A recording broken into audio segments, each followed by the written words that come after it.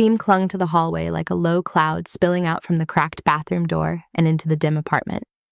The overhead light flickered once, twice, then caught humming with the same tired buzz as the refrigerator in the kitchen. Ethan Cole padded down the narrow hall in bare feet, a mug ring of coffee still cooling on the counter behind him. Saturday mornings were usually predictable in this place. Cartoons for Lily, a clogged sink or two on the schedule, the drip in the bathroom he kept meaning to fix. He pushed the door with his shoulder. The room was full of heat and fog, mirror-fogged white tiles slick with moisture. For a second his brain filed it away as normal. Then the shape near the far wall shifted. A woman stood with her back against the cold tile, both hands gripping at the knot of a cheap white towel. Dark hair hung wet down her shoulders, strands pasted to her collarbone. Water tracked over her knees in thin lines and pooled around her bare feet. Her eyes met his, brown and wide, not just startled, but wired like a deer that had been running for days. Neither of them spoke. Somewhere behind the thin wall, a neighbor's TV murmured through static. Near Ethan's head, the bathroom fan rattled blades grinding against dust. A droplet fell from the shower head, hit the tub with a hollow tap. His hand stayed frozen on the doorknob. Then her voice scraped out. "Please," she whispered, breath catching. "Please don't call the cops." The words landed harder than they should have. Police meant reports, questions, notices, people in uniforms at his door, with Lily peeking around their legs. Ethan's fingers tightened around the metal. It felt slick, like he was the one dripping. He did not move aside. "Who are you?" She swallowed. Her throat worked, the muscles twitching just above the towel's edge. A small bruise bloomed yellow along her collarbone, half hidden by wet hair. "My name is Natalie," she said. "I am not here to hurt you, I swear." He scanned the cramped room in one sweep. Rusted medicine cabinet, plastic shower curtain with faded blue stripes, his own razor on the edge of the sink. There was nowhere to hide a weapon, nowhere to hide much of anything. "How did you get in here?" His voice came out low and flat, the way it did when a pipe burst at 3 a.m. and a customer started yelling. Calm first, panic later. Her gaze flicked toward the back of the apartment. The door that opens to the fire escape, it was unlocked. Of course it was. He had been telling himself for months he would pick up a new lock the next time he was near the hardware store. $14 for the cheap one, $30 for the good deadbolt. There was always something else that needed the money first. Cold slid down his spine. That door opened into his kitchen. The kitchen opened to the hall. A straight line to the small bedroom where his daughter slept. "Lily," he said without meaning to, and then regretted letting the name out like it was something someone could take, as if summoned a light patter of feet crossed the sagging floorboards. "Dad." Her voice was still thick with sleep. "Why is it all steamy?" Ethan stepped sideways, filling the doorway with his body. The woman flinched at the sound of the child arms pressing the towel tighter to her chest. Her eyes darted past Ethan's shoulder, trying to see around him. "Stay in the living room, Lil," he called. "I am fixing the shower." There was a beat of silence, then the soft scrape of her socks turning on the floor. "Okay," she answered. Not convinced, but obedient. Her footsteps retreated toward the front of the apartment. Ethan let out a breath he had not realized he was holding. The air tasted like cheap soap and rust. He looked back at the stranger in his bathroom. She did not look like she belonged in this building. Not with that delicate manicure and pale pink nails, smooth and clean, no chipped polish. Not with the watch on her wrist, a slim band of metal that whispered money without trying. This was a place of oil stains and discount sneakers and oversized t-shirts from old sports teams. This was third-floor walk-up elevator, permanently out of order, carpets stained with years of someone else's life. "Why here?" he asked. She shook her head, wet hair slapping against the tile. "I saw the fire escape. I climbed. The door opened. I just needed somewhere inside." Her voice thinned. Just for a second.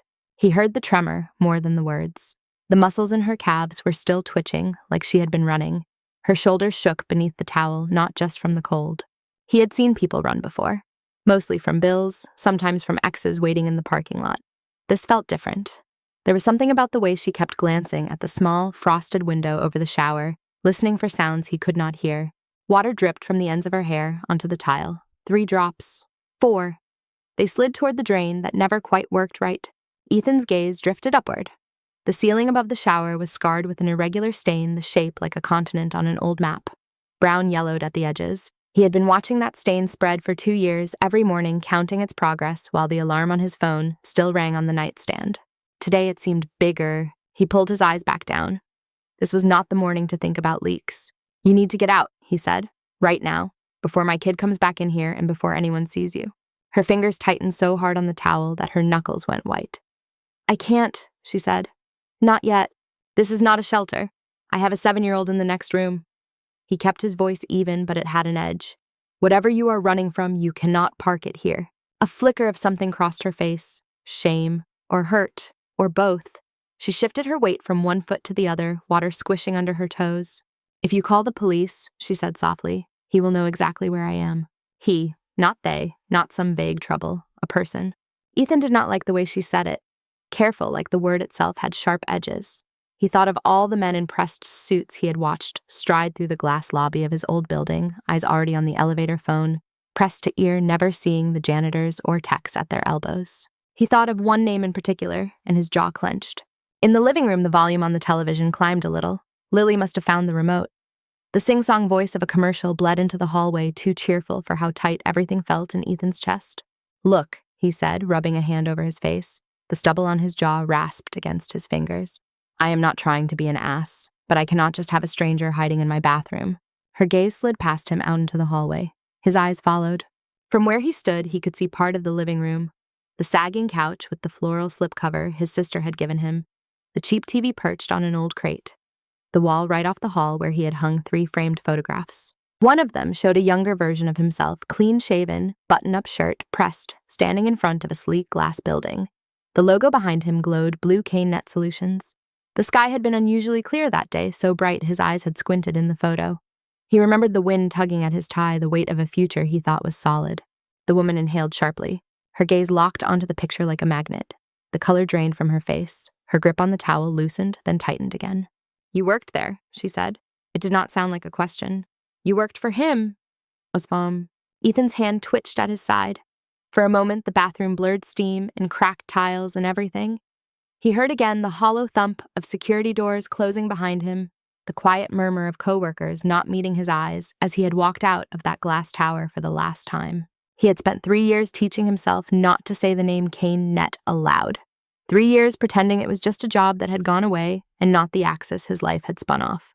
He turned back to the woman. Who, he said slowly, exactly are you? She seemed smaller in the doorway now, dwarfed by the cheap curtain and the faded towels on the rack. She looked past him at the photo one more time as if confirming something. When she spoke, her voice was barely above a whisper. My name is Natalie Reyes, she said, and Victor Cane is my fiancé.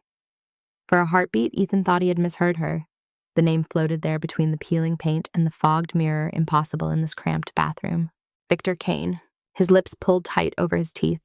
There was a sour taste at the back of his tongue metal and old coffee. He stepped back out of the doorway, needing space that did not smell like steam and fear. The hallway felt even narrower. He could see Lily now, curled on the couch with her knees tucked under her, the television washing cartoon light over her face. The volume had crept up to cover the quiet. Ethan, Natalie said from behind him. He did not answer. He walked to the living room instead and picked up the remote. The commercials dropped to a murmur. Lily looked up, a question already forming. Thought I told you to keep it low, he said. She squinted at him. You said you were fixing the shower. I am. Sort of. He reached down, brushed a hand over her hair, smoothing the wild curls. The gesture grounded him. Her small head leaned into his fingers without thinking. Who is she? Lily asked, voice dropping to a whisper like they shared a secret. Ethan glanced toward the hall. Natalie had followed, stopping just short of the living room bare toes on the edge of the worn rug. The towel made her look like someone lost in a motel, not in the middle of his life. Someone who got turned around, he said. Finish your show, Lil. She frowned, but the cartoon started again and the frown unraveled. Ethan jerked his chin toward the kitchen. Natalie understood and moved that way, arms still clamped around herself. The kitchen was barely big enough for a table and 2 chairs. Ethan took one, its leg wobbling against the linoleum. Natalie stayed standing, fingers pressed into the laminate counter, as if it was the only solid thing in reach. Explain, he said. She looked smaller, without the steam like the air had stripped some layer off. Her makeup was smudged under her eyes, dark half circles. The watch on her wrist ticked quietly. You worked for him, she said. At Cane Net. I saw the photograph. 3 years ago, Ethan replied, before he decided I was useful as a scapegoat instead of an engineer. Something hardened in her face at that word. Scapegoat. He told me it was a tragic mistake, she murmured. A rogue employee. A failure of oversight. Ethan gave a short laugh that did not sound like one. That is one way to phrase it. Her gaze slid around the small kitchen, taking in the dented fridge, the single dangling light bulb, the cracked window over the sink with rain streaks dried in crooked lines. There was no glass tower here, no conference table, no city view. He followed her eyes, then looked away. He had not meant to think about that building ever again. In his head, the alarm still went off at 5:30 every morning. Even now on Saturdays, his body woke before the ringtone lying stiff under the thin blanket. He would stare up at the stain on the ceiling, tracing the uneven border with his eyes. When it first appeared, the stain had been no bigger than his thumb, a pale ring where a pipe sweated behind the plaster. Over time, it spread in slow layers, darkening at the center, curling at the edges like burnt paper. Watching it grow had become its own kind of measure. One more week, one more month, another job he had not had time or money to fix. He would count silently to 3, 1, 2, 3. Then he swung his feet over the edge of the mattress and set them down on the cold floor. On weekdays, he dressed in the half-light jeans with fading knees t-shirt from a plumbing supply store, work boots with dried mud in the treads. He packed Lily's lunch, poured cereal, braided her hair badly while she chattered about school. Every ordinary movement was its own small anchor. All of that had started after CaneNet ended. Before mornings had tasted different. Fresh coffee in a travel mug, buttoned cuffs, the click of elevator doors, and the soft carpet of the downtown tower under his polished shoes. The lobby had been all glass and chrome, the world outside reflected back in neat vertical strips. He used to like the sound the badge made when it hit the card reader. The little chime that said he belonged. On the 18th floor, the air had always been cooler. The server room sat behind a heavy door with a keypad humming with rows of machines, the light tinted blue by the glow of indicator strips. He loved that room. The logic of it? The way systems fit together, each line of code like a pipe, sending data in precise directions. He remembered standing there one night alone with the fans and the low roar of cooling units running diagnostics just because something in the numbers had felt off. Watching the graphs scroll up the screens, he had caught the tiny pattern in the backup node. A vulnerability in the archive system, the kind of thing that could sit for years harmlessly, then open into a disaster if circumstances lined up wrong. He had written it all up, a clear report detailed with diagrams, sent it to his supervisor, copied the infrastructure team, flagged it again in the weekly meeting, tapping the projected image on the glass wall with his finger. "We should patch this, he had said. Or reconfigure the node. It is not urgent today, but if we have a cascade event, this module becomes a choke point." They had nodded. Someone had said, "We will put it in the queue." Someone else had mentioned budget. There was always a queue. There was always a budget. The night the systems went down, the city outside was washed in rain. Ethan had been home on his couch with Lily asleep in the next room, watching a movie with the sound low. His phone lit up with alerts in quick succession, buzz after buzz. When he answered, the network operations manager was shouting over the noise of the war room. "We lost the East Cluster. Failsafes did not engage. We are blind for half the grid." He drove in on wet streets that reflected red taillights. The lobby lights were still on when he pushed through the revolving door, water dripping from his jacket onto the polished floor. Up in the operations center, screens glowed with graphs in freefall. People spoke in fragments. Line utilization packet loss customer calls, stacking up like storm clouds. For hours he worked, patching, testing, rerouting. The vulnerability in the archive node flashed through his mind, and he felt a cold weight settle in his stomach. When the sun started to dull the sky behind the clouds, they had the system limping, not walking. It was not enough. The meeting that followed felt like stepping into a different climate. The boardroom had floor-to-ceiling windows and a long, polished table that smelled faintly of lemon oil. Victor Kane sat at the head suit pressed tie, a dark line against his shirt. He listened to the report in silence, fingers steepled in front of his mouth, then asked a short series of questions, each one precise. The logs had been pulled. Someone from security laid out the evidence. There were time-stamped entries from Ethan's account, pushed patches at odd hours, parameter changes that did not line up with procedure. His own username stared at him from the printed sheets. Ethan had looked at the pages until the letters blurred. He had not been in the building when those changes were logged. He had not touched those modules in weeks. "There has to be a mistake," he had said, hearing the jump in his own voice. The head of security shook her head. "Credentials match? The access point is your station. The backup logs confirm." Victor's gaze had slid to Ethan, cool and measuring. "Do you deny making these changes?" he asked. "Yes, absolutely." A tiny muscle moved near Victor's eye. The room felt suddenly full of glass. Windows, table, screen, everything hard and reflective. "We cannot afford another scandal," Victor said calmly. "Our clients need a clear narrative. Someone acted improperly, they will be held accountable. The company will make this right." Ethan heard what sat under the words. The narrative already had its shape. There was no space in it for his version.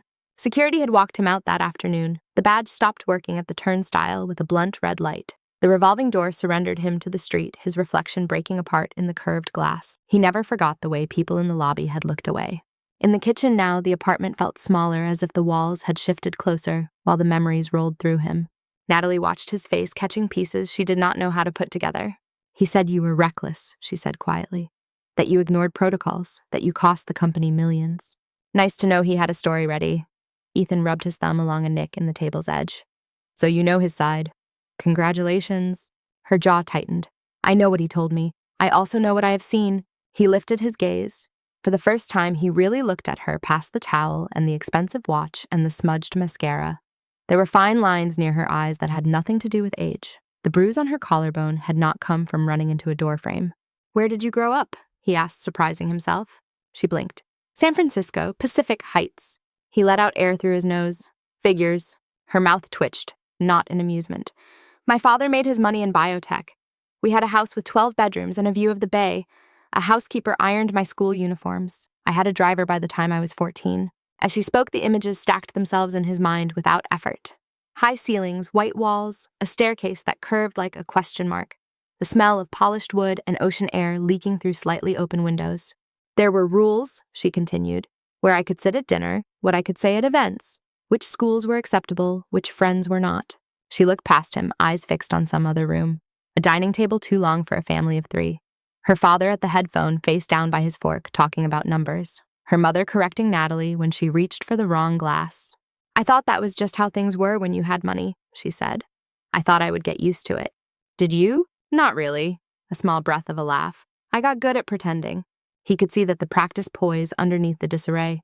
The way she held her shoulders, even now, even in a borrowed kitchen, in a borrowed towel. How did you meet him? Ethan asked. Victor. She said the name like it was something sharp. He nodded. At a charity gala in Seattle, she said. A friend of my father introduced us. There were string lights over the ballroom and tiny desserts that looked like art, and I was wearing a dress I could not breathe in. She could still hear the clink of glass, the low buzz of donors congratulating each other. Victor had walked up with a drink in his hand and a smile that showed just enough teeth. He had greeted her by her full name, told her he admired her father's work, told her he was honored to finally meet her. He knew my schools, she said. My internships. He had done his homework. The first months had felt like a movie montage. Flights to places she had only seen in magazines. Boxes appearing at her door, dresses that fit as if someone had taken her measurements in her sleep. Restaurants where the menus had no prices. He made her feel chosen in a way that was hard to argue with, especially when everyone around her nodded approval. Then came the corrections, small at first. I would say something at dinner and he would gently rephrase it for me, she said. He would change plans I had made with friends because something more important had come up. He would tell me which of my opinions made sense and which ones did not. She imitated his voice on that last part, just a touch enough for Ethan to hear the cadence. Always patient, always certain. It did not happen all at once, she said. You do not notice the walls, if they build them one stone at a time. Her fingers traced the condensation ring on the counter where his coffee mug had sat earlier. She had done this before, in another kitchen on a different coast, but back then the countertops were marble and the sink overlooked the bay. The engagement party was last night, she said almost to herself. At his estate outside Seattle, 300 guests, strings, fireworks over the lake. Ethan pictured a wide lawn rolling down to dark water lanterns, reflected in the surface like stars pulled low. Men in suits, women in gowns, the sound of glasses touching. I was supposed to make a speech, she said, about how grateful I was, how excited. They had it written out for me. Inside the house had smelled like flowers and money and something else she could never name. Victor moved through the crowd in a tailored jacket, hand resting on her back at just the right pressure, steering her from one conversation to the next. At some point, the air had felt too thick. She remembered stepping out of the ballroom, heels, silent on the soft carpet, intending to find a bathroom or a balcony. Her feet had carried her down the wrong hall toward the part of the house guests were not meant to wander. She paused there in the coal kitchen and pressed her lips together, the memory halting at a threshold. Rain ticked against the small window over the sink. In the living room, Lily laughed at something on the screen, the sound bright and unaware. Natalie looked up at Ethan. There was a new steadiness in her gaze, as if speaking had shifted something into place. I did not just run because I was afraid of marrying the wrong man, she said. I ran because of what I found in his study. She wrapped her arms tighter around herself, the towel rustling. And because of what had your name on it. Silence spread between them, thin and tight. My name, Ethan said. On what? Natalie glanced toward the doorway as if Lily might suddenly appear there. She lowered her voice anyway. "In his office," she said. "Last night. I was supposed to be on the patio accepting compliments." She shifted her weight toes, curling against the cracked linoleum. The towel had started to slip at one corner. She hitched it up with one hand, the movement quick and irritated. "There were too many people," she went on. "Too many cameras. The lights felt hot. I told Victor I needed a minute. He kissed my cheek, smiled for someone watching, and let me go." Ethan could see it without wanting to. A hallway with thick carpet that swallowed sound. Art on the walls, framed in gold. The muffled beat of music bleeding in from a ballroom. "I took the wrong turn," she said. "At least that is what I tell myself." Her fingers traced the edge of the counter as she talked, drawing an invisible map. In her head, she could still feel that house laid out under her feet. Guest rooms on one side, family wing on the other, Victor's study at the far end, a room she had been told was private. "I thought I was heading toward a bathroom," she said. Instead, the door opened into his study. Dark wood leather chair, more screens than a stock exchange. Ethan pictured a wide desk, polished until it reflected the lamplight shelves, lined with books that had never been opened. A wall of glass looking out over a lake, black at night, except where the party lights bounced off its surface. "There was a folder on his desk," she said. "My name on the tab. I should have walked away." "But you did not," Ethan said. Her eyes met his. "Would you have?" He did not answer. "I told myself I had a right to know what was inside," she said. "It was about me." The first pages had been legal language. She had seen enough contracts in her life to recognize the bones. A prenuptial agreement, but not the one she had signed with a notary and a tasteful pen 6 months earlier. This one was labeled contingency. It said that if I ever left him, she said, or talked to anyone about his business, everything in my name would transfer to him. Every account, every property held in trust, even the house my father left me. She blinked once cleanly, like she was keeping more water out. "I kept reading," she said. There were other folders, lawsuits I had never heard about, complaints from employees that somehow never saw daylight. Her voice had taken on a steadier rhythm, as if recounting details gave her something to hold. Ethan listened, jaw tight, feeling tension climb through his shoulders in small increments. "One folder was labeled Incident Seattle Data Center," she said. The kitchen seemed to tilt for a second. Ethan gripped his knees under the table. "I opened it," she said. There were printed emails, internal memos, a summary that mentioned a failure in the East Cluster and significant downtime. It also mentioned an engineer who had been blamed. Ethan knew what word was coming before she said it. His body reacted first, heart thudding, palms damp. "It said you flagged a vulnerability months before the outage," she said. "It said they chose not to address it, and then when the worst happened, they used you to make it go away." She was watching his face now, searching for recognition. She did not need to search long. "I saw your name," she said quietly. "Ethan Cole," over and over in those pages. And finally, I believed the small voice in my head that had been telling me something about him did not fit. The apartment felt too small for all the things packed into the air. Steam rain, memory fear. In the living room, the cartoon cut to a commercial break. A bright jingle burst out selling cereal or toys, too cheerful for the weight of the kitchen. Ethan stood abruptly. The chair scraped across the floor. "You read that," he said. "And then you ran. Straight from his party to my bathroom." It came out harsher than he intended. The idea that Victor Kane had been talking about him at some polished desk miles away, that his name had been ink on a contingency plan, made his skin crawl. Natalie flinched but did not step back. "I ran because it confirmed what I already suspected about him," she said. "The part that sent me here was an accident." "Could have fooled me," Ethan muttered. "I grabbed some of the documents, so," she said. "I did not have time to take everything. I heard voices in the hallway. I hid some files on a drive. I got out through the back of the house, and I kept going, car first, then on foot, when I realized someone was following." Her hand went to her hip, where a pocket would have been if she were wearing her own clothes. The gesture was automatic. "Do you still have it?" Ethan asked. "The drive." She hesitated, then nodded. "It is in my coat. I dropped it by your back door when I came in." Ethan felt the ground under his feet shift the same way it had the day his badge stopped working. Only this time, something tilted toward him instead of away. "Why here?" he asked again, quieter now. "Because this building was close," she said. "Because the fire escape was low enough to reach. Because that door was unlocked." Her gaze flicked toward the back of the apartment. He followed it. The kitchen door that opened to the metal stairs rattled in its frame, a thin draft seeping through the gap at the bottom. The lock, a cheap cylinder he had meant to replace, sat crooked in the wood. He was about to say something when the light in the living room shifted. The television's color changed from bright to muted, then bright again as Lily flipped channels. The bigger shift came from the window. A different kind of glow crawled along the wall, slower, heavier, like headlights sweeping past. Ethan's skin prickled. He walked to the arch that separated kitchen and living room and looked toward the front. Lily sat cross-legged on the couch, remote in hand, a smear of jelly on her cheek.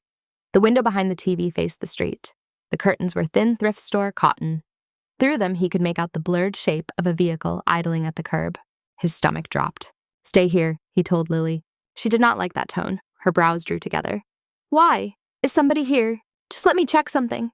He tried to smile. It felt wrong on his face. He crossed the room, each floorboard speaking under his weight. He pinched the curtain between two fingers and eased it aside an inch. Rain had started again, a fine mist that turned the evening light gray. Parked directly in front of the building was a black SUV, paint-wet windows tinted so dark they might as well have been mirrors. Water beaded on the hood and rolled in smooth lines. The engine was running. He could see the faint tremor in the tailpipe. His heart began to count faster than his head. Behind him, he heard the soft slap of bare feet. "Do not," he said without turning, "come any closer." Natalie ignored that. She stepped up beside him close enough that he could feel the chill coming off her skin. He let the curtain fall back a fraction and then lifted it again so she could see. She did not need long.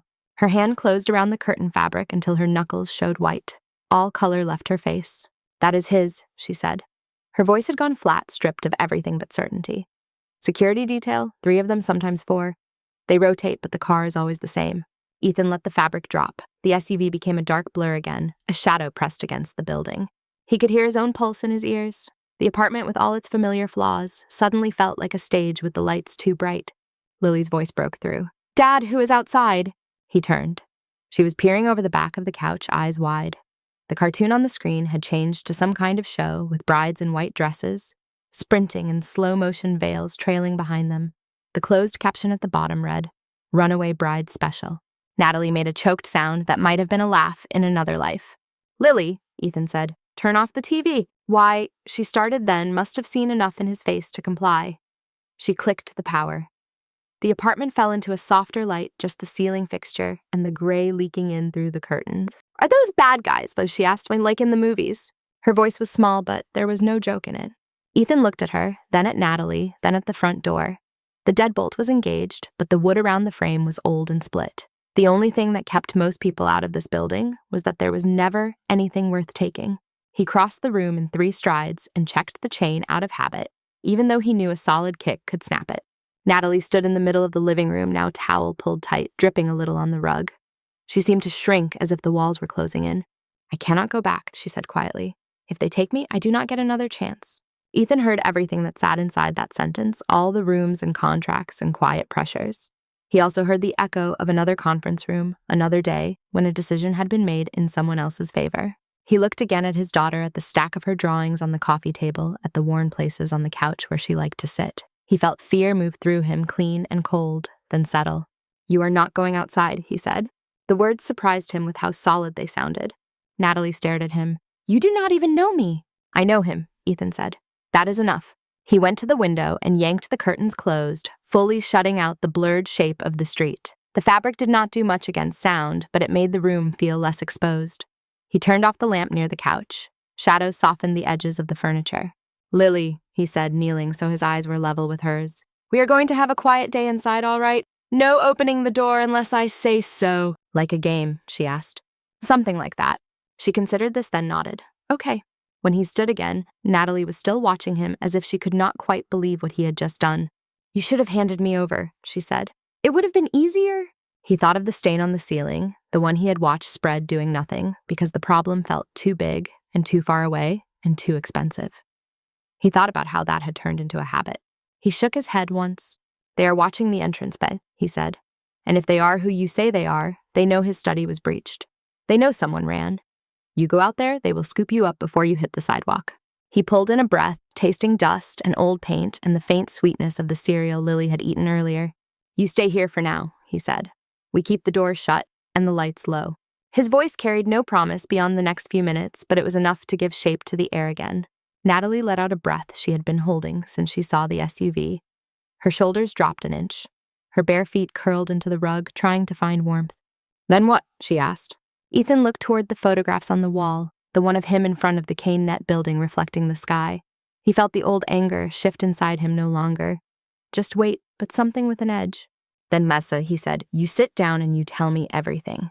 They moved back into the living room because there was nowhere else to go. With the curtains drawn tight, the room felt like a small theater, everything pressed closer by shadow.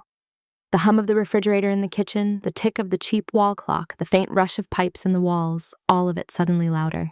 "Lily," Ethan said, "go grab your crayons. Sit at the table, okay?" She could read his moods better than most adults. She slid off the couch without arguing, rummaged in a fabric bin, and carried a fistful of colored pencils to the little table near the window. Her coloring book landed with a flap. She glanced at Natalie, once curious, then dropped her head and started on a page of half-finished flowers. Ethan crossed to the bedroom and came back with an old gray t-shirt and a pair of sweatpants. He held them out to Natalie without looking directly at her. "You're probably freezing," he said. "Bathroom is that way. Left." Her fingers brushed his when she took the clothes. They were warm from the drawer. She hesitated, then nodded and slipped down the hallway. The sound of the bathroom door clicking shut made something unclench in his chest. At least there was one layer between her and the front room. He sat in the armchair, the springs sighing under his weight, and watched Lily fill in the lines of a cartoon cat. Purple for the body, orange for the ears. She hummed under her breath a tune from some show he never remembered the name of. When Natalie returned, her hair was still damp, but the color had come back to her skin. The t-shirt swallowed her frame, the sweatpants rolled several times at the waist and ankles. The watch looked out of place above the frayed cotton metal, shining against borrowed fabric. She stopped just inside the room as if asking permission. "Sit," Ethan said with a tilt of his head toward the couch. She lowered herself to the edge of the cushion, hands clasped in her lap, bare feet curling under her. For a moment, no one spoke. The small apartment held its breath. "Start with his study," Ethan said quietly. "The things you heard, the things you took." Natalie glanced at Lily, then back to him. "She is occupied," he said. "She does not miss much, but she is trying." Lily pressed harder on a green pencil, pretending not to listen, ears slightly angled their way. Natalie exhaled slowly. "After I opened the file with your name," she began, "I heard voices in the hallway." She was back there in an instant, in that other house. "The party music was louder in that wing," she said. "Someone must have opened the terrace doors. I could hear the bass and I could hear him." Victor's voice carried, even when he was pretending it did not. Smooth measured a little amused. She had followed it more than once through crowded rooms. "I panicked," she said. "I put the pages back not very neatly. I yanked open a drawer to hide, but it was just more files. I saw a USB drive. I grabbed it, plugged it into his workstation, dragged as many folders as I could to it." She lifted a hand, fingers twitching, as if still moving a mouse. "I did not have time to see everything I was copying," she said. "I just recognized some labels from the printed memos.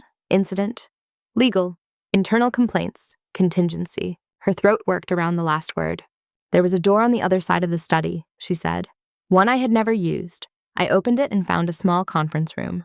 No windows, just a table, a speakerphone, a wall covered in screens." She had ducked in and pulled the door until it was almost closed, heart banging against her ribs. Through the crack, she could still see the corner of Victor's desk, the lamplight pooling over polished wood. "Voices got closer," she said. "He came in with two of his directors, operations and legal." Ethan's hands had curled into fists on his knees. He uncurled them slowly, knuckles aching. "There was a panel on the wall in the conference room that controlled audio," she said. "I pressed a button and realized the room was wired for listening. You could hear everything happening in the study." She let out a short, humorless breath. He had built himself a private echo chamber. She had no plan at that moment, only fear and adrenaline and anger. Her fingers had slid into her clutch for her phone, without her really deciding to do it. She had opened the voice recorder with hands that shook so hard she could barely hit the icon. "I hit record now," she said. "Set the phone on the table, and I listened." She looked at Ethan. "Do you want details?" "All of them," he said. "They talked about the outage," she said. "About investor calls in the morning. About how to spin it so the markets would not hit them too hard." Victor's tone in that room had been easy, almost bored. She could hear ice clinking in a glass when he lifted it. To him, it was another problem, set one more puzzle in a long career of them. "Operations said the logs were a mess," she went on. "He said if regulators ever saw the raw data, it would raise questions." He asked whether there was any trace left of what they had done. She paused, eyes flicking to the ceiling as she dug for the exact words. "Victor asked about you by name," she said. "He said, 'Is the narrative still clean around Cole?'" Something in Ethan flinched at that. "Legal told him yes," Natalie said. "He said they had evidence of unauthorized changes from your account, that you had a history of pushing limits." Victor asked again about the backups. Her voice lowered, matching the memory. "Operations said, 'We purged primary logs after we migrated to the archive node. Anything left is buried under 2 levels of cold storage. No one is going to dig that far. Only Cole knew that system. She let the sentence hang. Ethan heard it anyway, heard himself in the spaces. They laughed, she said. Not cackling, just low, confident. Legal said something like, "Worst case, we blame it on a glitch. Nobody believes the guys in the trenches anyway." She swallowed. Her hands had begun to tremble again, fingers interlacing tighter to hide it. Then Victor said, she continued, "Cole is nobody. He does not have the money to fight back. He will disappear into a trade, and no one will remember his name in 6 months. What matters is that the brand survives." The room went very quiet. Lily's pencil stuttered on the paper. She did not look up, but the line she was coloring went outside the edge of the flower. Ethan stared at the coffee table. A ring from an old mug stood out on the wood, dark and uneven. It took effort to make his lungs work. Each breath felt like it had to push past something heavy lodged in his chest. Natalie watched him, guilt blooming on her face, even though she had not spoken those words. "I am sorry," she said softly. "You should not have to hear it like that." "I should have heard it in that room," he replied. 3 years ago." He heard his own voice rough and unfamiliar. "What happened next?" he asked. "They talked about regulators," she said. "About settling things quietly if it came to that. About making sure nothing accidental survived in any archive." Her fingers mimed quotation marks in the air around the word. "Operations started explaining the process," she said. "He mentioned the backup node you just told me you designed, the one you warned them about." Ethan lifted his head. "He said they could not fully erase old logs without triggering flags," she said. "So they pushed them to a secondary server, one he called inconvenient to access." Her brows drew together, trying to recall the phrasing. He said, "It is behind that old vulnerability Cole flagged forever ago. Nobody in their right mind would tunnel through that mess. Not worth the time." A thin sound escaped Ethan that was not quite a laugh. Years of obsessive nagging doubt rearranged themselves behind his eyes. "They left after that," she said. "Victor took a call something about the governor. They walked out to the terrace. I stopped the recording, grabbed my phone, and slipped back through the study." Her voice slowed. The rest of the memory was no less sharp, just less structured. "I almost ran into one of the servers with a tray of champagne," she said. "He did not notice. I walked through the ballroom with my heart beating so loud I thought it would shake the crystal. I found my bag, my car keys, and I left." "Nobody stopped you?" Ethan asked. "Security at the gate waved," she said. "They know my car. They know my face. No one expects the bride to bolt before cake." A ghost of a smile flickered, then disappeared. "I drove until my hands stopped shaking," she said. "Then I kept driving. At some point, the SUV appeared behind me. Black, same make, same plate pattern I had seen around the house." Her shoulders tensed, reliving the mirror filled with dark glass. "I took an exit, then another, then cut through streets I did not recognize," she said. "Lost them for a while, I think. I abandoned the car behind a strip mall when I saw them again 2 blocks back. After that, it was on foot. I moved toward the part of town where the buildings get older and no one looks too closely at anyone." Her gaze went to the ceiling, toward the apartment above them, where someone was moving a piece of furniture across the floor. Wood scraped a dull echo overhead. "I saw your fire escape," she said. "I climbed. The window above your door was lit. I told myself I would slip into a hallway, regroup, call someone. Any door would have done." She shook her head. "But it was yours." The 3 of them sat within that coincidence for a moment. The leaking ceiling, the crooked lock he had never replaced, the framed photograph he had never taken down. Lily finished her flower and turned the page. The scrape of paper was loud in the quiet. Ethan rubbed his eyes with his thumb and forefinger. His skin felt raw. "So you have a recording," he said, "of him admitting they buried the logs, of him calling me nobody." "Yes." "And a drive with pieces of whatever was on his computer." "Yes." He leaned back the armchair, groaning in protest. His gaze landed on the far corner, on a bent manila folder, half tucked into a bookshelf. Old legal documents, letters, things he had not had the heart to throw out. "I went to a lawyer after it happened," he said. "Her name is Dana Price, downtown office, no windows coffee that tasted like burned plastic. She believed me or she wanted to. It did not matter. We did not have proof." He remembered sitting across from Dana, the fluorescent light making her look older, watching her flip through pages from CaneNet's official report. Her hands had been precise, her tone gentle but blunt. "They will bury you in papers," she had said. "Without something concrete, this is just your word against theirs. You cannot fight a company that size on feelings." In the present, Ethan let out a breath. He could still hear that sentence. It had settled on his shoulders like wet wool. "I stopped answering her calls after a while," he said. "Stopped sending applications to places that did not write back. I took a job unclogging other people's drains. It was easier to fix something when you could see the blockage. A pipe you could snake, a leak you could caulk, problems with edges." Natalie shifted on the couch. "If she believed you before," she said, She will believe you now. Belief is not the issue, he said. Evidence is. He looked at her at the damp ends of her hair, the faint mark on her collarbone, the expensive watch ticking in a cheap living room. You are telling me you brought both into my apartment, he said. Evidence, and the reason they want it back. Her mouth pressed in a straight line. I did not know where else to go. The simplicity of that landed harder than any apology. In the corner, Lily yawned, stretching her arms over her head until her joints popped. I am hungry, she announced. Ethan checked the clock. Past noon. He had not eaten since the early morning coffee. Peanut butter sandwiches, Besses, he said. Sound okay. Lily nodded vigorously. With jelly. With jelly, he agreed. He pushed himself up and moved into the kitchen, grateful for the ordinary rhythm of bread and knife and jar. The smell of peanut butter filled the small space, thick and familiar. It cut through the taste of rust and old anger. Behind him, he heard Natalie murmur something to Lily. The girl answered with a giggle. For a moment, the apartment felt almost normal, like this was just another weekend with a guest on the couch. He set 3 plates on the coffee table, each with a triangle of sandwich. Lily climbed back onto the couch, tucking herself into the corner. Natalie thanked him in a voice that caught on the word. They ate in relative quiet. The act of chewing, swallowing, reaching for napkins, all of it softened the edges of the morning. Color returned to Lily's cheeks. Some of the glassy panic left Natalie's eyes.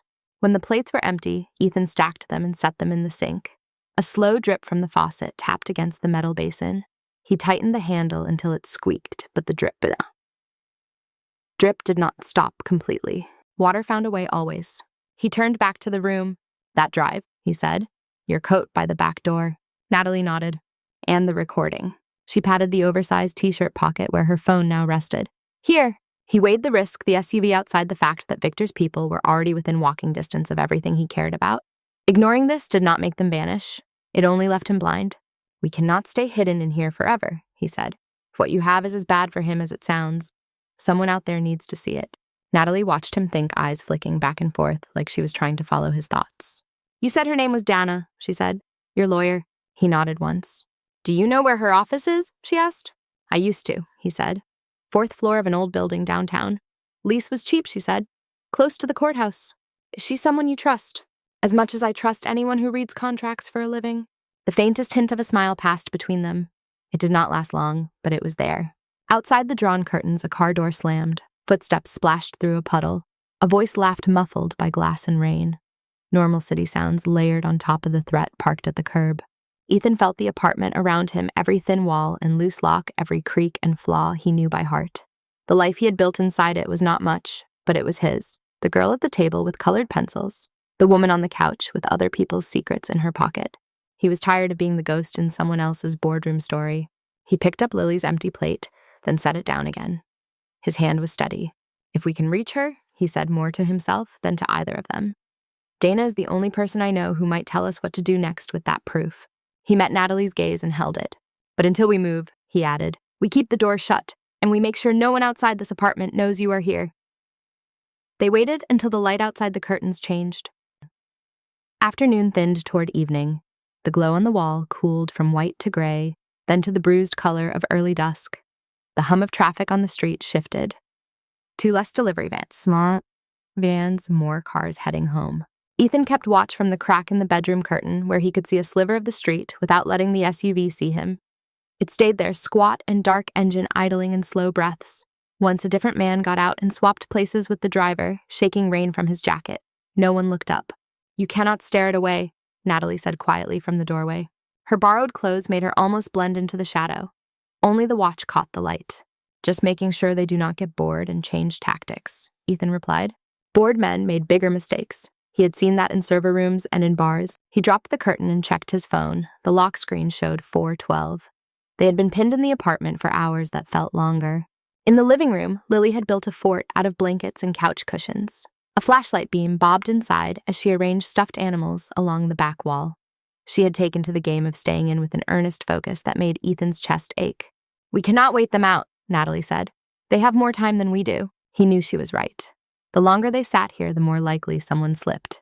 A window opened, a door cracked. A neighbor mentioned a strange woman on the stairs. He imagined the knock on the door, the polite voice on the other side, the way a polite voice could turn. We have another way out, he said. He pictured the back of the building, the narrow stairwell used mostly by delivery drivers and people who did not want to be seen in the main hall. The same stairs Natalie had climbed. We go down the back, take the alley out to Pine. My truck is 3 blocks over. Natalie's shoulders eased a fraction. Can you be sure they are not watching both sides? No, he said. But if their car is parked out front, they are betting on the obvious. He moved through the apartment, picking up speed as the plan firmed in his head. He grabbed Lily's small backpack from the hook by the door and dumped out a tangle of crayons and a crumpled worksheet. Into it he shoved a clean t-shirt, a pair of leggings, socks, her worn stuffed whale. Lily, he called. Her head poked out of the blanket, fort hair frizzy and cheeks flushed. Yeah, we are going on a little trip, he said. You can bring one toy, just one. Her eyes widened. Where? That is a surprise. He did not like lying, but he liked the alternative less. You have 10 seconds to pick. She scrambled back into the fort. A moment later, she emerged with the whale clutching it by the tail. This one, she declared. He gets carsick, so he has to come. Perfect choice, Ethan said. He slung the backpack over his shoulder and walked to the kitchen. The coat Natalie had shed earlier lay crumpled by the back door, still damp at the hem. He picked it up. The weight of the fabric made the pockets sag. Your drive, he said. She slipped her hand into the inside pocket with practiced familiarity and closed her fingers around something small and solid. Relief flickered across her face when she pulled the USB drive out and then put it back deeper this time. Still here, she said. She shrugged into the coat, the expensive fabric hanging awkwardly over the oversized t-shirt and sweatpants. With the hood up, she could almost pass for any other tired woman in a bad part of town. Ethan checked the back door. The flimsy lock and chain sat exactly where they had that morning, crooked and insufficient. Stay behind me, he told both of them. Hold on to each other. Lily took Natalie's hand without hesitation. Natalie's fingers tightened around the small one. For the first time that day, some of the shaking in her shoulders eased.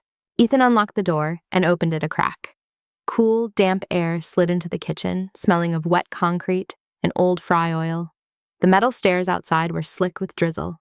He listened for footsteps, voices, any sign of movement beyond the building's own creaks. Nothing but the drip of a gutter and the faraway hiss of a bus's brakes.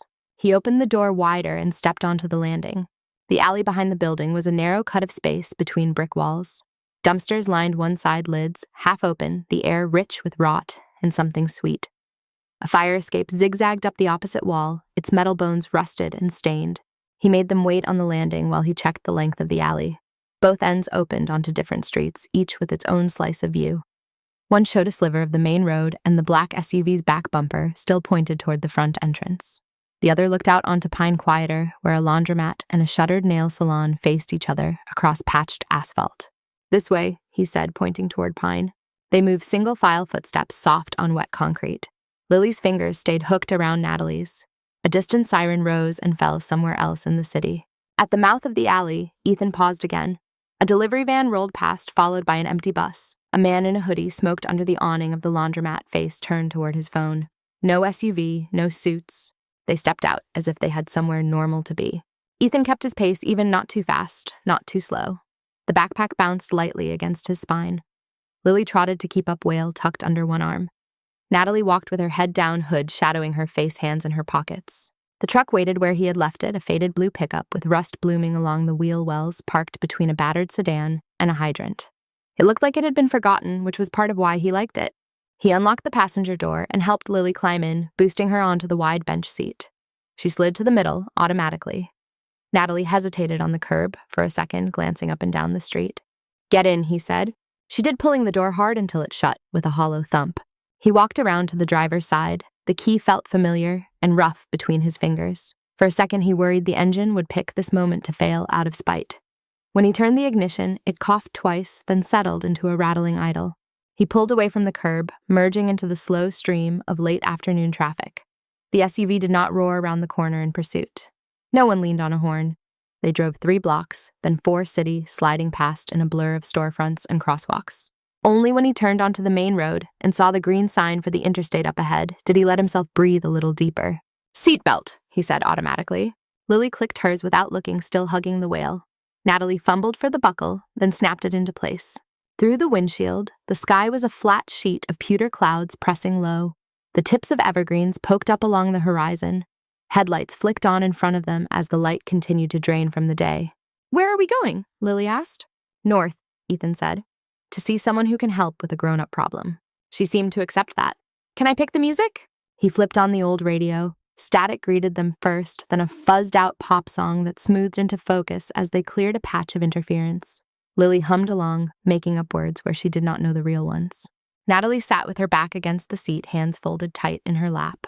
Her gaze stayed fixed on the side mirror, watching the road unspool behind them. "Has he ever come after you before?" Ethan asked quietly without taking his eyes off the traffic. "Victor," she said. "Who else?" She stared at the mirror a few seconds longer, then shifted her gaze to the windshield. "No," she said. "He never had to. I always came to him, or he sent a car." There was no pride in it, just fact. "What about when you argued?" Ethan asked. "We did not argue," she said. "Not properly. He corrected me, he explained. If I resisted, he waited. He believes time is his." Ethan maneuvered the truck up the on-ramp to the interstate. The engine complained. The hood vibrated. The freeway opened in front of them, lanes stretching north toward Seattle, toward the glass towers he used to walk among. Rain began in earnest once they hit higher speed. Small droplets at first, then a steady curtain that the wipers could barely keep up with. Tires hissed on wet pavement. Trucks threw spray that slapped the windshield. Lily leaned back, watching the glowing taillights ahead. Natalie watched the way Ethan's hands held the wheel, not too tight. Fingers loose enough to adjust quickly. "You believe this lawyer will listen to us?" she asked. "She listened when I had nothing," he said. "That is a good sign." He remembered Dana's office, the stack of files on her desk, the faint circles under her eyes. She had not promised miracles. She had only promised to tell him the truth about what he was up against. "We might not even find her there," he added. "It has been a while." Natalie nodded. "If she is not, we figure something else out." He glanced at her. There was no trembling in her voice now, only a stubborn line in her mouth. "You get carsick?" Lily asked suddenly, turning to Natalie. Natalie blinked. "What?" "Dad says the road to Seattle makes some people carsick," Lily explained, "especially when it rains." A small startled laugh escaped Natalie. "I am okay," she said. "I have been on worse roads." "Like mountain ones?" Lily asked. "Something like that." They fell into a quiet that was not entirely comfortable but not raw either. The radio shifted to a talk show about sports. Ethan turned the volume down until it was just a background murmur. As they approached the city, the shapes outside the windows changed. Trees gave way to overpasses and billboards. Distant cranes hung against the skyline.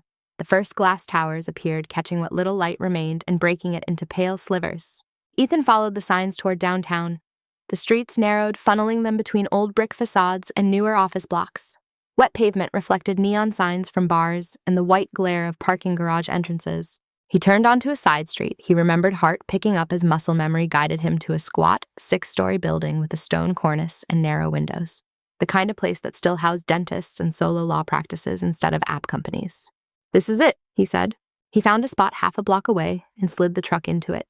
The rain had slowed to a mist hanging in the air like breath. "Stay close," he told Lily and Natalie as they climbed out. His boots splashed in shallow puddles. Lily hopped over them, wail tucked under her jacket.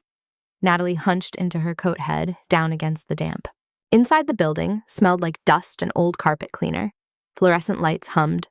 The lobby directory still listed names on little printed strips behind plastic.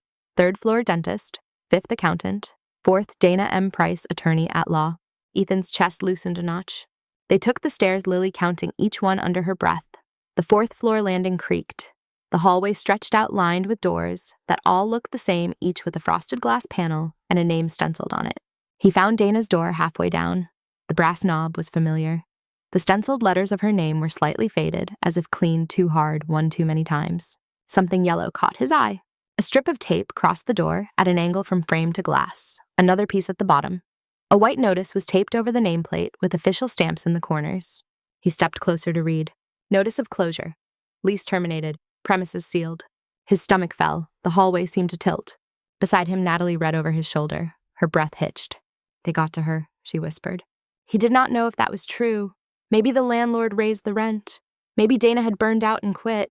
The notice did not mention men in suits or pressure. It did not need to. The office behind the glass was dark. Through the frosted pane, he could make out only vague shapes. A desk, empty shelves, no file cabinets, no plants, cleared out. Lily stood back, hugging her whale eyes bouncing between them and the sealed door. "What does that mean?" she asked. "It means she is not here," Ethan said. His voice sounded thin in the stale air. He rested his palm against the glass for a second, then pulled it back. It was cold. Before he could decide what to do next, a shadow slid across the far end of the hallway. It came from the window that faced the street, a tall shape moving through the plane of light.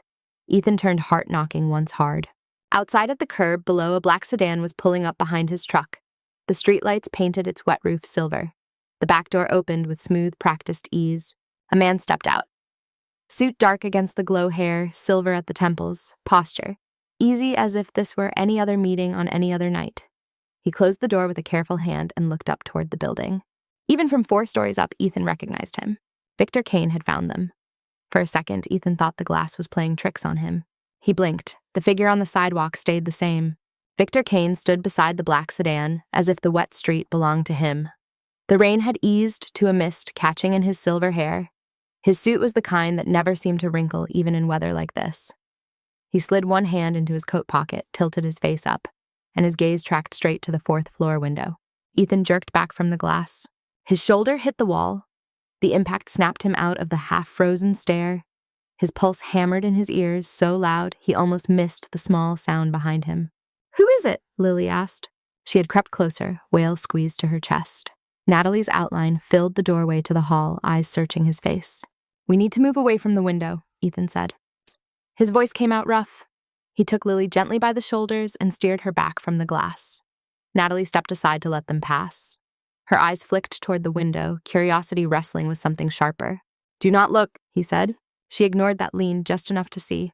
Her breath left her in a hiss. "He came himself," she whispered. "Not just security, not some faceless suit, Victor." The hallway felt narrower than before. The buzzing fluorescent lights overhead seemed too loud. "He does not usually come himself," she added. "So we are special," Ethan muttered. His mind ran through the building layout.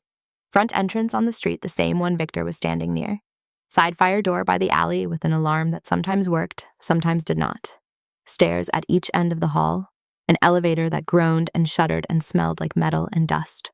"We cannot stay up here," Natalie said. "He will send people in." "He will if he has not already," Ethan replied. They listened.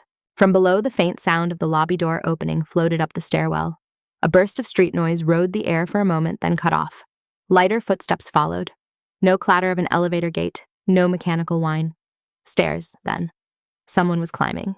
Lily's fingers found Ethan's hand. "Dad," she whispered. "I do not like this." "I know," he squeezed back. "You stay behind me. Whatever happens, you stay with me." He looked at Natalie. "Backstairs." She nodded. They moved not running, but fast. The 4th floor corridor stretched out longer than it had on the way in. The notice on Dana's door brushed Ethan's shoulder as he passed the paper crinkling. He resisted the urge to rip it down. At the stairwell door, he paused and listened again. A faint scuffing echoed from below. Whoever was on the stairs was moving slow, unhurried, as if climbing to a meeting instead of a cornered family. Ethan opened the door anyway. The stairwell smelled like concrete and old paint. The echo of their footsteps bounced off the walls, mingling with the steps of whoever was coming up. It was hard to tell how far apart they were. They descended one flight, then another. At the 3rd floor landing, Ethan heard a new sound below. The creak of metal as the lobby door opened. A voice deep and familiar floated up. He could not make out the words, only the rhythm. Victor was inside now. "Back up," Ethan said softly. They reversed quick and quiet up the half flight they had just taken. On the 4th floor landing again, Ethan pushed open the door and slipped back into the hallway, ushering Lily and Aunt Natalie out a ward of room. "This is a bad idea," Natalie whispered. "Staying in a stairwell he is already in is worse," Ethan said. He walked to the end of the corridor opposite Dana's office. There a large window looked out over the side street. He parted the blinds just enough to see. No one waited below on that side. The alley mouth yawned between buildings slick with rain, a dumpster sitting crooked near the curb. If they tried the side door, they risked running straight into whoever Victor had posted there. If they stayed inside, they turned themselves into targets in a hallway with nowhere to go. Ethan let the blinds fall back into place. "We are not rabbits," he said. "We are not going to spend the night running in circles." Natalie looked at him as if she was not sure which one of them he was trying to convince. "Then what?" she said. He took a breath. He pictured the SUV in front of his building that morning, the way he had pulled the curtains and told himself he could wait out a man like Victor. That instinct had kept him alive, maybe, but it had also kept him small. "We go down," he said. "We face him." Natalie stared. "With her," she said, nodding at Lily. "I am not leaving her alone in a hallway," Ethan replied. "If he wants to talk, we talk where people can see us." Her gaze slid to Lily. The girl clutched her wail and looked between their faces, trying to read adult code. "Am I in trouble?" Lily asked. "No," Ethan said. "You stay close and you do not say yes to anything unless I say it first." She frowned a little, then nodded. She was used to following his lead in places that felt bigger than her. They moved together toward the central stairwell. The sound of footsteps below had faded. Either the person climbing had reached the fourth floor already or had stopped on another level. Ethan pushed open the stairwell door and looked down. No one on the stairs that he could see. The echo of their own movements rose up to meet them as they descended. On the first floor landing, he paused again. Through the narrow wired glass set high in the door, he could glimpse the lobby. The dim glow of the overhead light, the worn tile, the outline of the front door beyond. He opened the door. The lobby was empty. The building's smell of dust and old mail settled around them. Ethan could see the shape of someone just outside the glass front door, slightly blurred by streaks of water. He walked forward, each step loud in his own ears. Natalie and Lily stayed close behind their presence, like warmth at his back. The front door opened before he reached it. Victor stood on the other side, hand on the metal bar. Up close, he looked exactly as Ethan remembered from the boardroom, only a little older. The silver at his temples had spread, but his face was still cut in clean lines, his jaw smooth, his eyes a cool, pale gray. Rain dotted the shoulders of his coat, but had not soaked in. He carried a small umbrella in one hand folded. "Mr. Cole," Victor said. His voice filled the small lobby easily. "I was hoping we might talk." He stepped inside, letting the door swing shut behind him with a soft hiss. The reflective glass showed the street in fractured pieces at his back. Ethan resisted the urge to square his shoulders. He stood as he was in scuffed boots and a jacket that had seen better days. "Looks like you put in an effort," Ethan said. "All this for a plumber." Victor smiled just enough for teeth to show. "Plumbing is important work," he said. "Everyone depends on it, even if they never think about it." The words were mild, the tone was not. He let his gaze drift to Natalie, and then to Lily. His eyebrows lifted a fraction, the only sign of surprise. If he had not expected the child, he adjusted quickly. "And you brought company," he said. "Ms. Reyes, you look tired." Natalie's chin lifted. The hood had fallen back, leaving her face fully visible. There was no way to pretend she was anyone else. "You look exactly the same," she said. "That feels wrong." He gave a small, indulgent laugh. "You vanished from your own party," he said. "Forgive me for being concerned." "You sent men after me," she replied, "in the middle of the night." "I sent security to ensure you were safe," Victor said. "A woman alone in this city with that ring on her finger draws the wrong kind of attention." His eyes flicked to her hand. The ring was gone. A pale band of skin on her finger marked where it had been. "You seem to have misplaced something," he added. "I left it where it belongs," she said. He looked back at Ethan. "And you," he said. "I heard you had found a new trade. It suits you. You were always good with systems that no one wanted to see." Ethan felt the insult plain under the compliment. He let it sit. "You framed it as a tragic error last time we spoke," Ethan said. "Company man trying to save the brand." Victor's mouth curled slightly. "I recall the conversation. You were very upset." "I recall you signing the termination papers," Ethan said. "Thought that might be the end of our acquaintance." "Life is full of surprises," Victor replied. The space between them pulsed with things unsaid. The lobby doors, the long table in the conference room, the stain on the ceiling back in Ethan's apartment. It was all present in the way they looked at each other. "I know what you did," Natalie said. Victor returned his attention to her. "You know pieces," he said. "Pieces out of context can be dangerous in the wrong hands." "I saw enough context," she said. "I saw the contingency agreement with my name on it. I saw the summary of the incident files. I heard you talking about him as if he were a broken part." She jerked her head in Ethan's direction. "I heard you say he was nobody," she added. Victor's gaze cooled a few degrees. The word hung in the air, familiar and ugly. "You were listening at doors," he said. "That is unfortunate. For you." She reached into her pocket. For a split second, one of the men outside shifted. Ethan had not noticed them until then, the two security guards flanking the sedan at the curb. Their hands twitched toward their jackets. Natalie did not pull out a weapon. She pulled out her phone. "You built your house on recordings and surveillance," she said. "You should not be surprised someone turned one of the microphones around." She tapped the screen. A soft beep sounded as she scrolled. Then she hit play. The lobby filled with a different version of Victor's voice. Slightly tinnier, but unmistakable. He heard himself in his study speaking about investor calls and narratives, about an engineer named Cole, about the archive node. The recording was not perfect. There was a faint hum in the background, the clink of glass, the rustle of paper, but the words were clear. "Is the narrative still clean around Cole?" Recording Victor asked. "Yes," another male voice answered. "We have logs showing unauthorized changes from his account." "Good," the recorded version said. "Cole is nobody. He does not have the money to fight. He will disappear. What matters is that the brand survives." The echo of his own words seemed to land somewhere behind Victor's eyes. For the first time since stepping into the lobby, his composure shifted. Not a crack exactly, more like a hairline line in glass that caught the light. Mobile recordings are inadmissible without context, he said when the audio ended. Anyone could cut and paste. Maybe, Natalie said. Maybe not. Depends who hears it. He stepped closer, careful, as if approaching a skittish animal. Natalie, he said, come outside. We will talk about this properly. Lawyers, advisors. There is no need for scenes in stairwells. Lobby, Ethan corrected automatically. Victor ignored that. You are frightened, he said to her. You are tired. You have been misled. Her laugh was short. By whom? You. She lifted her chin. I also know about the archive, she said. The secondary server where you push the logs you could not delete. The one behind the vulnerability he flagged. She nodded at Ethan again. If regulators ever see that, she went on, they will have more than a narrative. The mention of the archive landed harder than the recording. Victor's pupils tightened. His hand flexed on the handle of the folded umbrella. I do not know what you think you understand, he said. The warmth had drained from his tone. But any data taken from my systems is theft. Any attempt to use it against me will not end the way you hope. Ethan watched him. Behind the business school phrases, behind the controlled anger, there was something else. Calculation. Fear pushed down hard. You left it running, Ethan said. Victor turned his head. Pardon? The archive node, Ethan said. You never patched the vulnerability. You just hid things behind it and counted on no one being stubborn enough or angry enough to crawl through.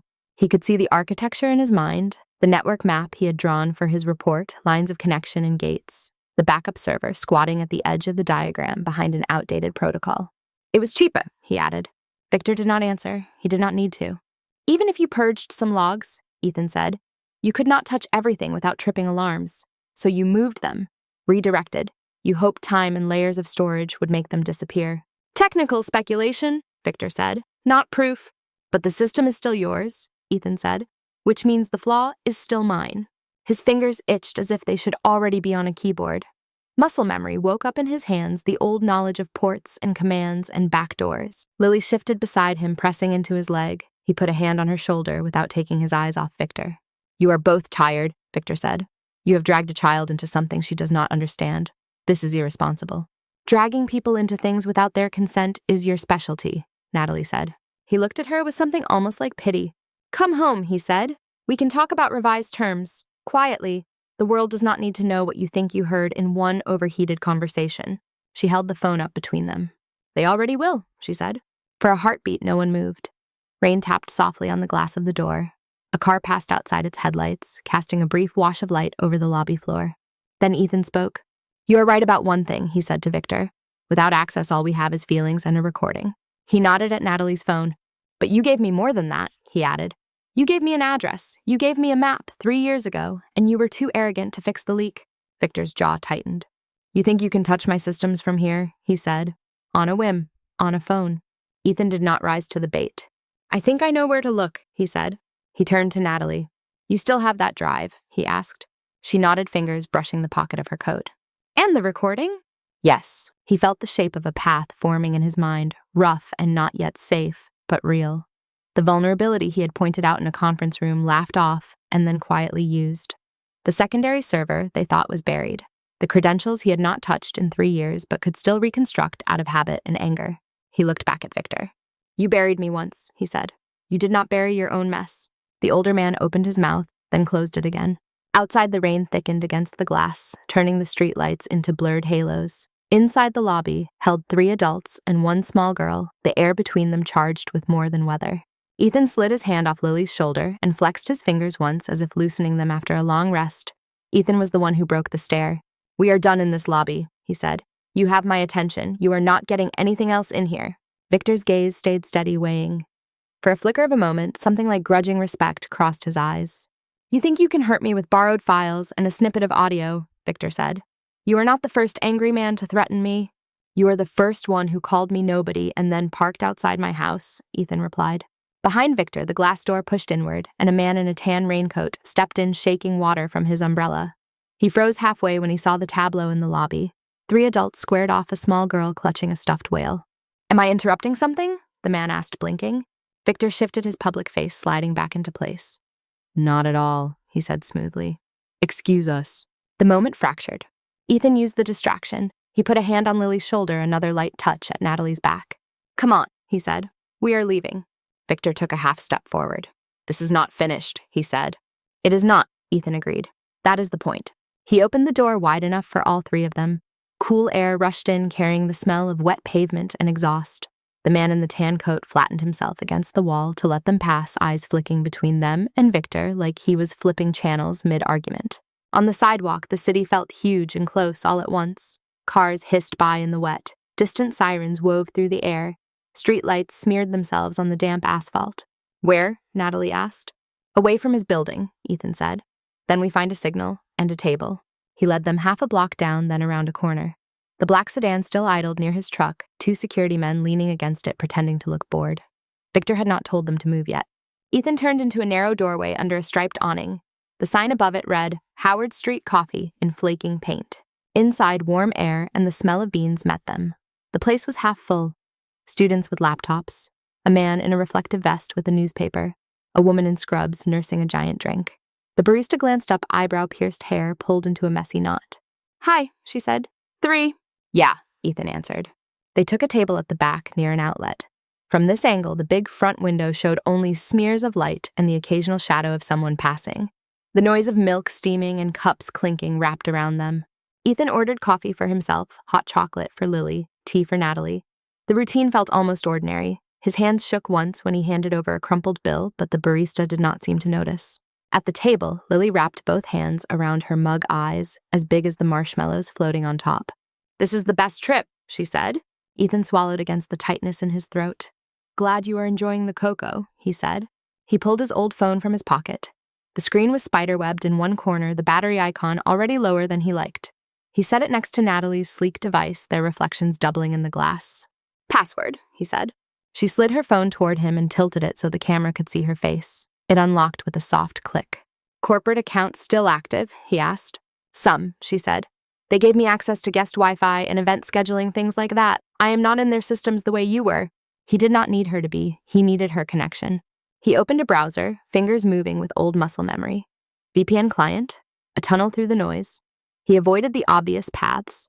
They would be watching those. Instead, he dug for the older utilities, the maintenance ports that most people forgot existed once a system went live. On the screen, lines of text scrolled, prompts blinking. The din of the coffee shop faded around him. His world shrank to the rectangle of light on the table. There was a test environment they never shut down, he said half to himself. They layered the archive on top of that. If they did not rebuild from scratch, some of the shell keys should still respond. He typed commands, sequences, names he had not thought about in years, but that came back like song lyrics. Access denied. He tried again, adjusted a parameter, remembered the exact way he had misnamed a directory during a late night, billed a mistake everyone had laughed off at the time. Access granted. A small grim satisfaction flickered through him. "You are in," Natalie said, leaning closer. He nodded, eyes narrowed. "Surface level only. We push deeper, we trip alarms. We find the node first." The archive tree unfolded like a map. Timestamps, labels, deep storage that should have been invisible to anyone without the right keys. "There," he murmured.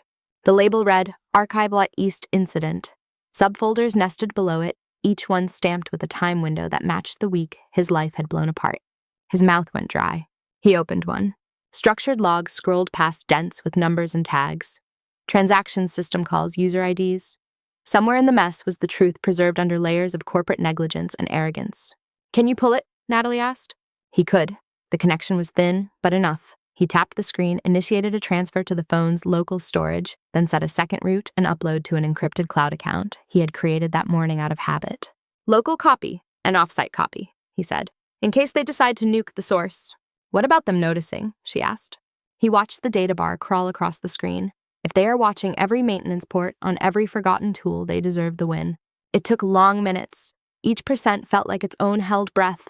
Lily drew circles on her napkin with a wet fingertip humming. The barista wiped down the counter. Someone's laptop chimed with a new email. At 80%, Ethan's shoulders started to ache. At 98, the screen flickered. He held himself very still. Then it pinged. Transfer complete. He exhaled. "Now see what we have," he said. The local folder opened. Inside nested files. He chose one at random. It was an email thread between mid-level managers, subject line, backup, vulnerability, advisory. He scrolled. There was his original report attached and annotated, his name in the header, his warnings and bullet points. Below replies. "We reviewed the risk and determined it falls within acceptable tolerance. Cost of patching exceeds projected impact. If we needed a perfect system, we would be out of a business. He scrolled faster. Another file contained raw logs from the night of the outage. He searched for his own username. In this version, the sequence looked different. The changes blamed on his account in the official report were tagged here with a different identifier, a service account one only administrators were supposed to use. A note in the margin read, "Attribute these to Cole for narrative consistency." His hands tightened around the phone. "You see it?" he asked. Natalie's eyes traced the same lines, her lips pressed together. "I see it," she said. There were more. Financial summaries that showed the cost of a full system rebuild versus the cost of paying off a scapegoated engineer if he ever tried to sue. Internal memos about messaging strategies, phrases like controlled burn and manageable loss. He felt sick. "This is enough," Natalie said. "For press, for regulators, for a judge with eyes." "Maybe," he said. "Maybe not, but it is more than we had this morning." He closed the file, then opened the recording app on her phone. The audio clip of Victor talking about him sat there, a neat little bar of sound. He attached it as a companion piece. "Who do we send it to?" she asked. "The ones who cannot be bought easily," he said, "and a few who will go loud first." He thought of Dana. Even if her office was gone, her email might still exist. He added her address first. He added a National Papers Investigations desk, one of the tech reporters known for tearing into corporate spin, a regional news station that loved scandal, a watchdog organization he had once donated $20 to after a long night of reading about antitrust cases. He hesitated, then added the generic intake for a federal regulatory agency. They might ignore it, they might not. "And social," Natalie said. She took the phone back, fingers moving faster now. "I have followers who care more about my engagement dress than my engagement agreement," she said. "But some of them have platforms. They will amplify what matters." She drafted a post not flowery, not poetic. Simple sentences: "I left my engagement party for a reason." Here are some of them. She mentioned CaneNet by name. She mentioned the incident, the engineer, the buried logs. She embedded a short clip of the recording, just the part where Victor said Cole is nobody. She attached a document with a sampling of the files, redacting nothing. "Ready?" she asked. "Once you hit send, you cannot pull it back," Ethan said. "I am aware," she said. Her thumb hovered over the screen for one heartbeat. Then she pressed. The phone whirred through progress wheels and confirmation pings. The messages left the device in neat packets, invisible and unstoppable. For a few seconds, nothing changed. The coffee shop went on being a coffee shop. Milk steamed. Someone laughed too loudly at something on a screen. The man in the reflective vest folded his paper. Then Natalie's phone buzzed. Once, twice. A stack of notifications rolled down the screen. Some bounced back with auto replies. Others came with short, sharp messages. "Got this, need to talk. Can you verify? Are you safe?" Her social feed refreshed. Numbers started climbing. Comments stacked. Screenshots of her post appeared with new captions. "That was fast," Lily said. "Internet does not sleep," Natalie answered. Outside, the rain streaked the window. A bus rumbled past with an ad on its side for some streaming show. Inside, something tight in Ethan's chest began to uncoil, not into relief, but into a different shape. Possibility, maybe, or inevitability. His own phone buzzed. The number was unfamiliar, but the area code was Seattle. He stared at it for a second. Then he answered. "Mr. Cole," a woman's voice said, professional modulated. "This is Karen Ellis. I am serving as interim chief executive at CaneNet Solutions." He almost laughed. Of course they moved fast when it was their fire. "You tracked this down quick," he said. "We were alerted to some materials that have been circulated," she said. "I want to start by saying I'm very sorry for what you went through. What you are seeing reflects serious failures in judgment by individuals who are no longer with the company." He looked at Natalie. She watched his face, not hearing the other side, but reading enough. "And the man sitting in a sedan outside my truck," he asked, "is he no longer with the company?" A small pause. "Mr. Kane has stepped back from day-to-day operations while the board reviews recent developments," she said. "Our legal team is engaged with federal agencies. We are committed to transparency." She shifted to a different tone, more rehearsed. "In light of what has come to light, the board has authorized me to offer you a formal apology, a full restoration of your professional record, a compensation package for the harm done, and an invitation to rejoin us at a senior engineer level, with back pay and additional considerations." He imagined the polished conference room where she was sitting, the quiet murmur of advisors just out of frame. He saw his reflection in the glass of the coffee shop window instead. His own tired eyes, the thrift store jacket, Lily sipping hot chocolate, next to a stuffed whale, Natalie watching him with her shoulders not quite as tight as before. "A corner office tool," he said. "I'm guessing." "That would be part of it, yes," she said. "You earned it once already." He let his gaze travel around the coffee shop, the chipped mug in front of him. The board on the wall, listing daily specials in chalk. The rain on the window. He pictured his apartment, the stain on the ceiling, the crooked back door. Imperfect, but his. "I appreciate the apology," he said. "We want to make this right," she replied. "You cannot make it what it was," he said. "That is gone. We can offer you the future you were denied," she said. His eyes went to Lily. A smear of chocolate clung to the corner of her mouth. She was telling Natalie a story about a book from the library, all hand gestures and half-remembered details. "I have a future," he said. "It looks different than the one you are selling." "Mr. Cole," she began. "No, thank you," he said. The words felt light and solid at the same time. There was a moment of silence on the line, the sound of someone recalibrating. "If you change your mind," she said. "I will not," he answered. He ended the call and set the phone face down on the table. Natalie raised her brows. "That sounded important," she said. "They want to give me my old life back," he said. "Do you want it?" she asked. He looked at her, at the damp ends of her hair curling where they dried, at the tired light in her eyes that still had something fierce burning behind it. He shook his head. "I would rather fix my own leaks," he said. A news alert flashed across the television mounted above the counter. The sound was off, but the caption crawled fast along the bottom. "Kane Net under fire after whistleblower leak." A photo of Victor appeared beside the logo. Then, to Ethan's surprise, a photo of himself from some old company brochure. Younger in a suit, smiling without knowing where he was about to land. Lily glanced up at the screen, then at him. "Dad," she said, "you are on TV." "Yeah," he answered. "Looks like it." She grinned. "That is so weird." He did not disagree. In the reflection on the darkened side of the TV, the glass showed the three of them at the back table. A man who had been nobody once, a woman who had run from everything she knew, and a small girl who thought this was the best trip because of hot chocolate. Outside, the rain kept falling. Inside, the phones kept buzzing. The story did not explode all at once. It spread. An hour after Natalie hit send, the first article went live on a tech blog that prided itself on getting under polished press releases. The headline crawled across the coffee shop television in small letters, at first tucked under footage of traffic and weather. By evening, Kane Net was the headline. Clips of Victor speaking at conferences played over B-roll of server racks and stock tickers. Screenshots of internal memos appeared beside close-ups of the phrase, "Cole is nobody." The recording leaked in pieces, each outlet trimming it slightly differently, but his voice was always the same. Ethan watched it in small bursts, never for long. Each time his own name rolled by, he felt his skin tighten. They left the coffee shop when Lily started nodding off over her half-finished cocoa. Outside, the black sedan was gone. Victor had retreated somewhere with thicker walls. The drive back to Tacoma took longer in the dark. Headlights smeared on wet pavement.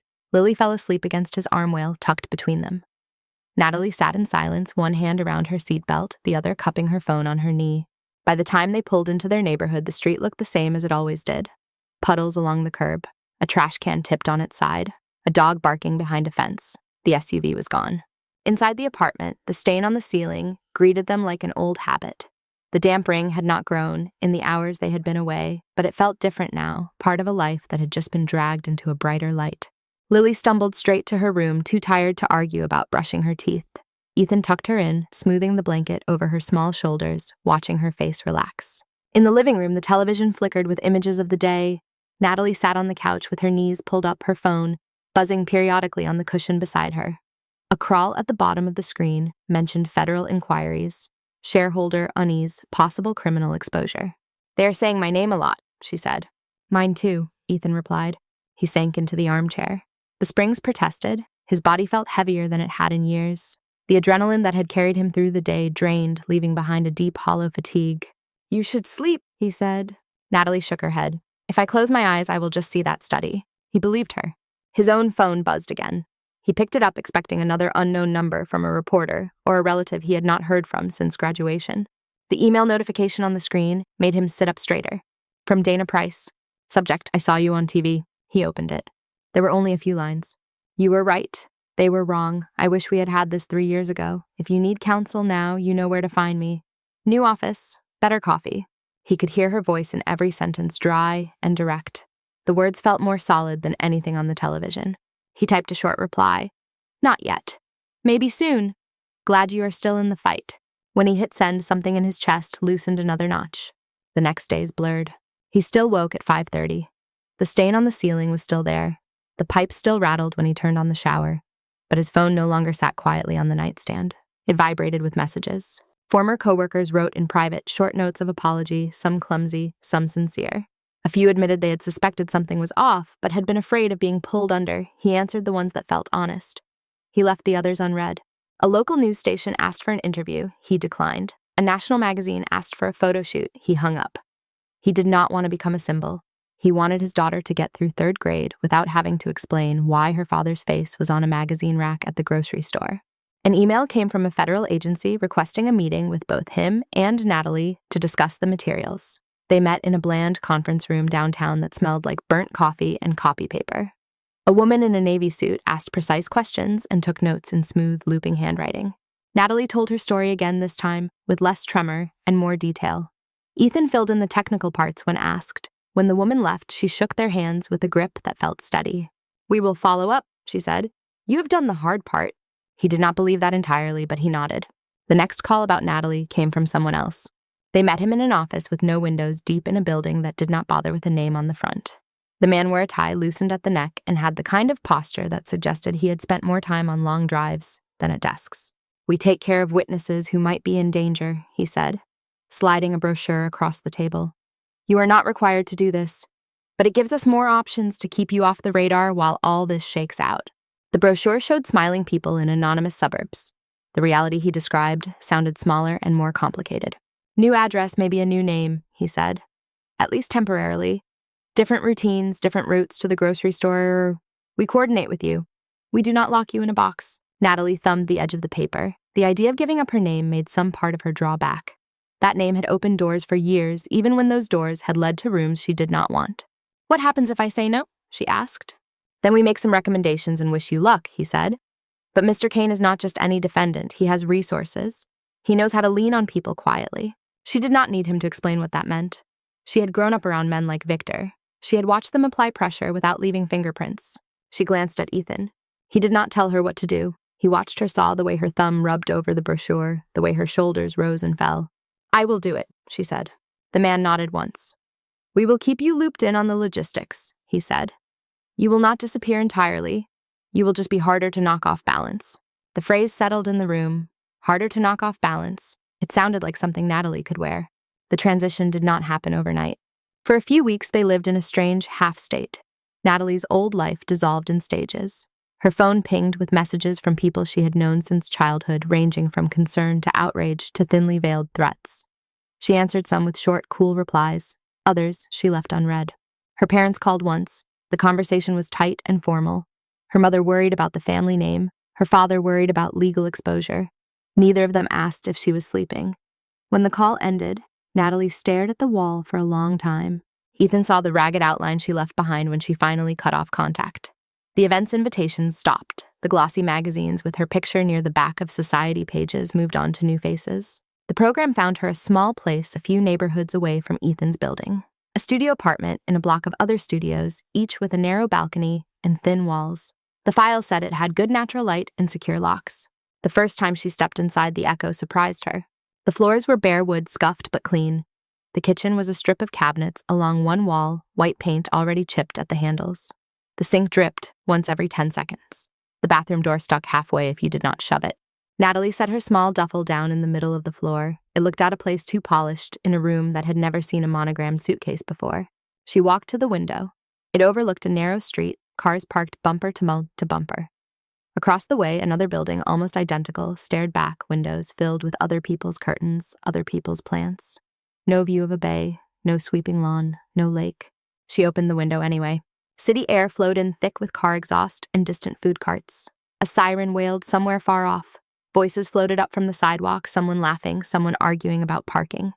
It felt more real than any of the staged vistas she had stood in front of for photographs.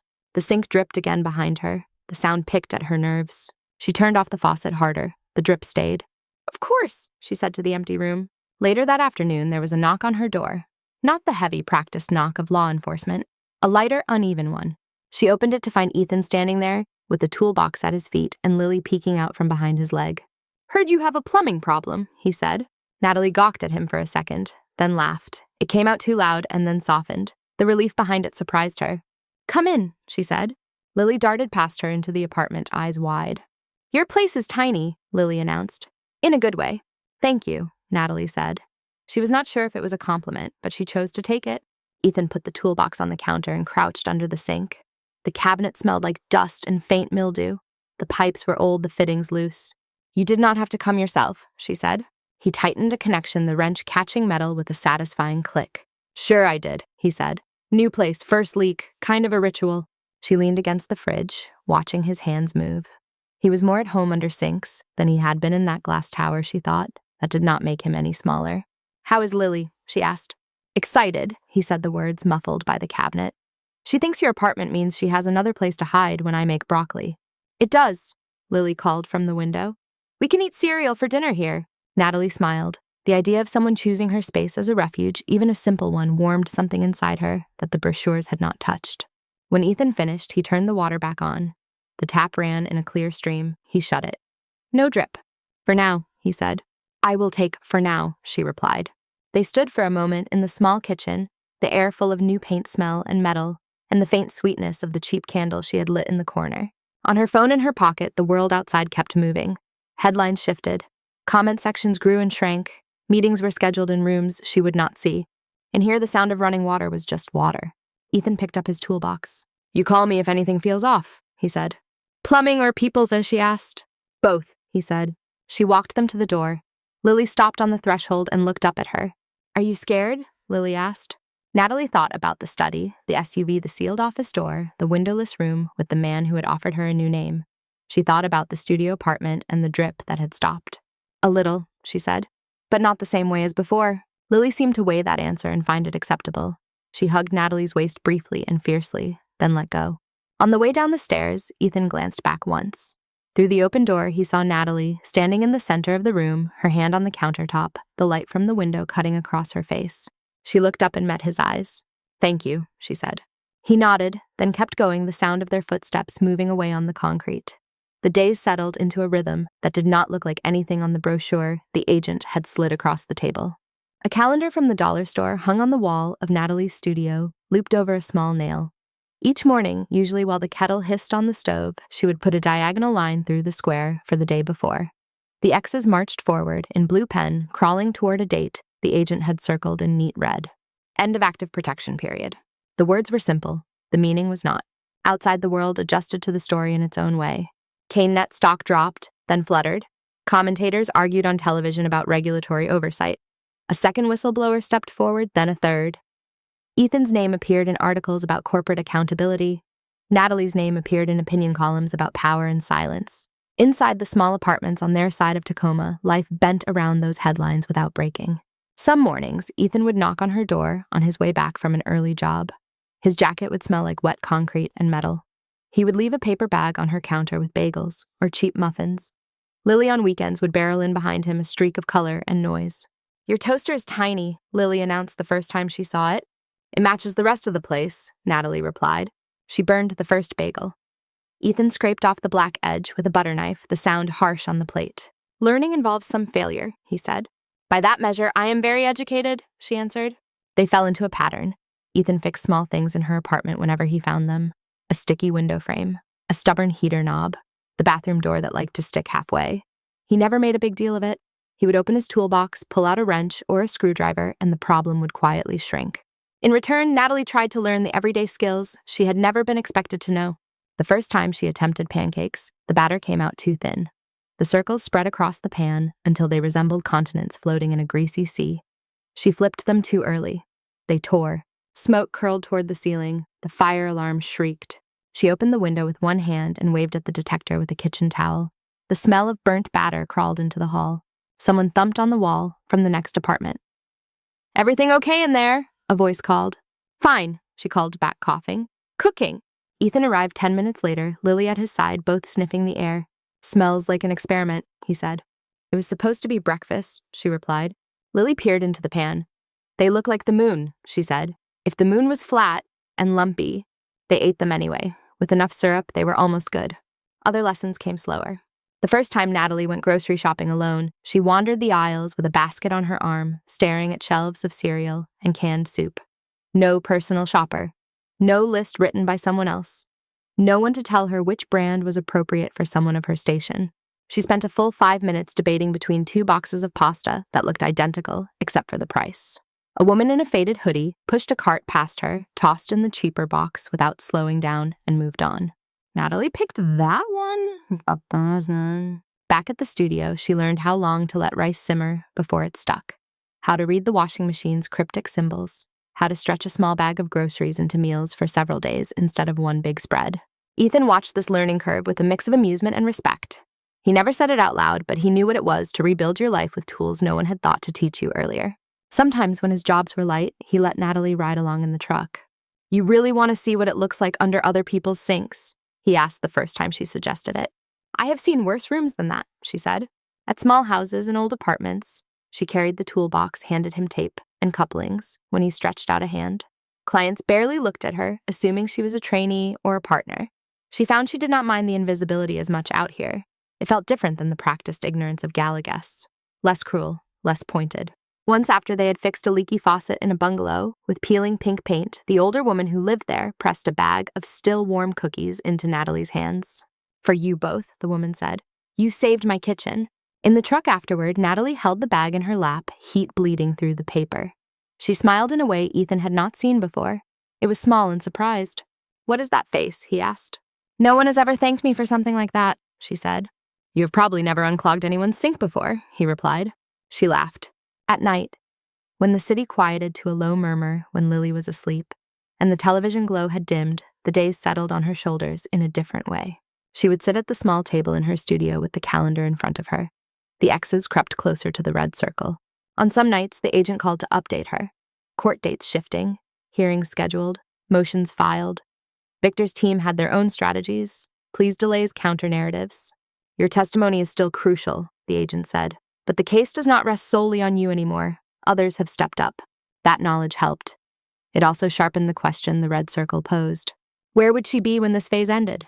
One evening, Ethan knocked with a bag of takeout in his hand. "Kitchen closed," he said. "I figured we would spare your smoke alarm." She let him in. The apartment smelled faintly of the cheap candle and laundry detergent. He set cartons of lo mein and fried rice on the table. The heat fogged the plastic lids. Lily arrived 5 minutes later, escorted by the neighbor from down the hall who sometimes watched her for an hour when Ethan had a late call. The girl slipped out of her shoes and made herself at home on Natalie's couch as if she had always been allowed to. They ate with chopsticks that kept slipping in Natalie's hand. Lily narrated her day at school between bites. Spelling tests. A class pet hamster that had escaped and been found behind a bookshelf. A boy who had announced he was never doing homework again. "I told him that is not how life works," Lily said. "Dad says you do not get what you want just for wanting it." "Your dad is not wrong," Natalie replied. The conversation turned, as it always seemed to now, to some mention of the case, a headline, a clip, a new op-ed. Lily listened, adding occasional questions that cut to the center of things, in a way adult language sometimes avoided. "Is he going to jail?" she asked one night, mouth full of rice. "Maybe," Ethan said. "That is not up to us."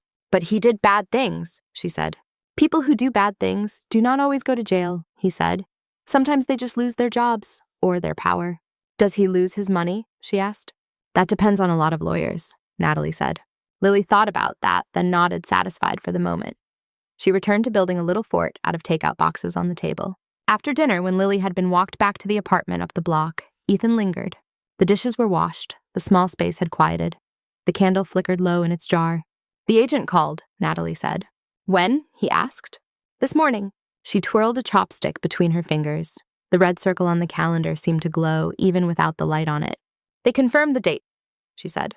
"Protection program conditions change after that. No more mandatory check-ins, no more detailed schedules. I will be able to go where I want."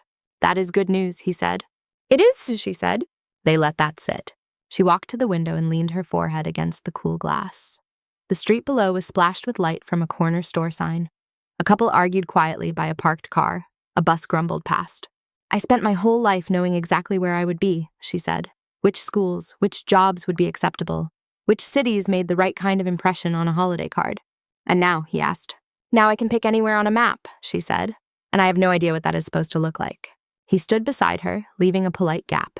Their reflections hovered in the glass, slightly warped by the imperfections. "You do not have to decide tonight," he said. "I know," she replied. "If I think about it too hard, I feel like I'm standing on the edge of a diving board with no water under it." He snorted softly. "Comforting image?" "Not really," she said, her mouth tilted in a half smile. She turned, leaning her back against the window, instead, the frame pressing between her shoulder blades. "I have never stayed anywhere because I wanted to," she said. "Only because it was expected. It is a strange position to be in." He watched her for a moment. The room was quiet enough that he could hear the neighbor's television through the wall, some game show buzzer going off in muffled bursts. "What do you like about here?" he asked. She frowned as if he had posed a trick question. "Here as in this city," she said. "Here as in this life," he clarified. She looked around the studio. "I like that no one cares what shoes I wear to the grocery store," she said. "That the woman at the laundromat calls me Hon and does not know my last name." She thought a moment longer. "I like that Lily feels comfortable enough to leave crayons on my floor," she added. "I like that you knock instead of just appearing inside a room with a key." Her eyes met his. "I like that when something breaks now we actually fix it," she said. "We do not just cover it up with pretty words." He nodded once. "What about you?" she asked. "If you could go anywhere, would you?" He looked at the ceiling.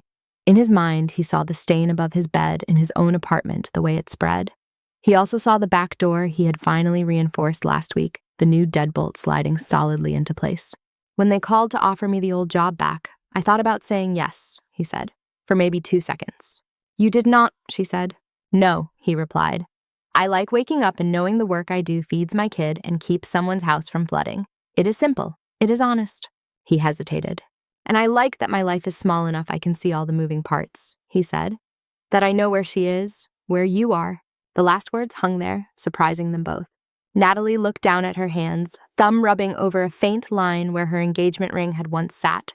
The skin there was still a shade lighter than the rest. "The agent asked if I had anyone I needed to move closer to," she said. "Family, partner, someone who would be affected by where I land." "What did you say?" he asked. "I said I was still figuring that out," she said. Her tone was light, her eyes were not. On the calendar, the red circle waited. The blue X's would reach it soon. Outside the window, the street lights flickered on one by one, casting small islands of brightness on the wet pavement. Cars moved through them, their windows brief mirrors that did not show much at all.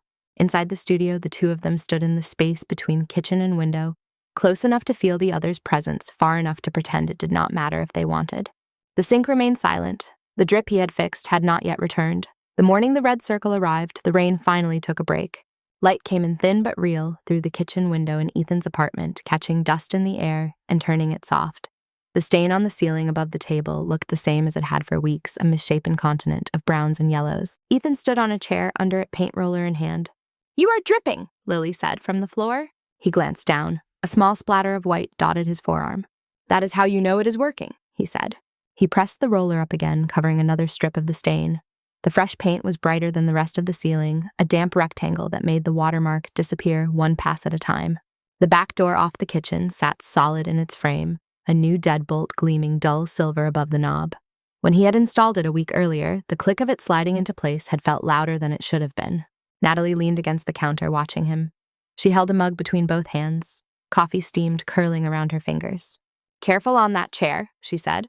"I have fallen from worse," he replied. "Comforting," she said. On the stove, a pan sizzled quietly. The kitchen smelled like batter and maple syrup.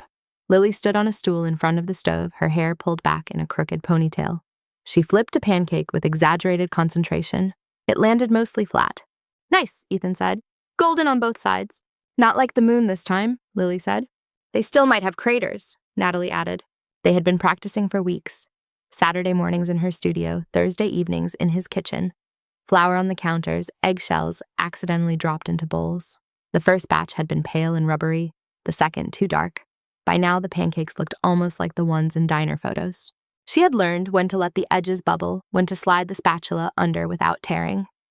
The fire alarm in her place had remained silent the last 2 attempts.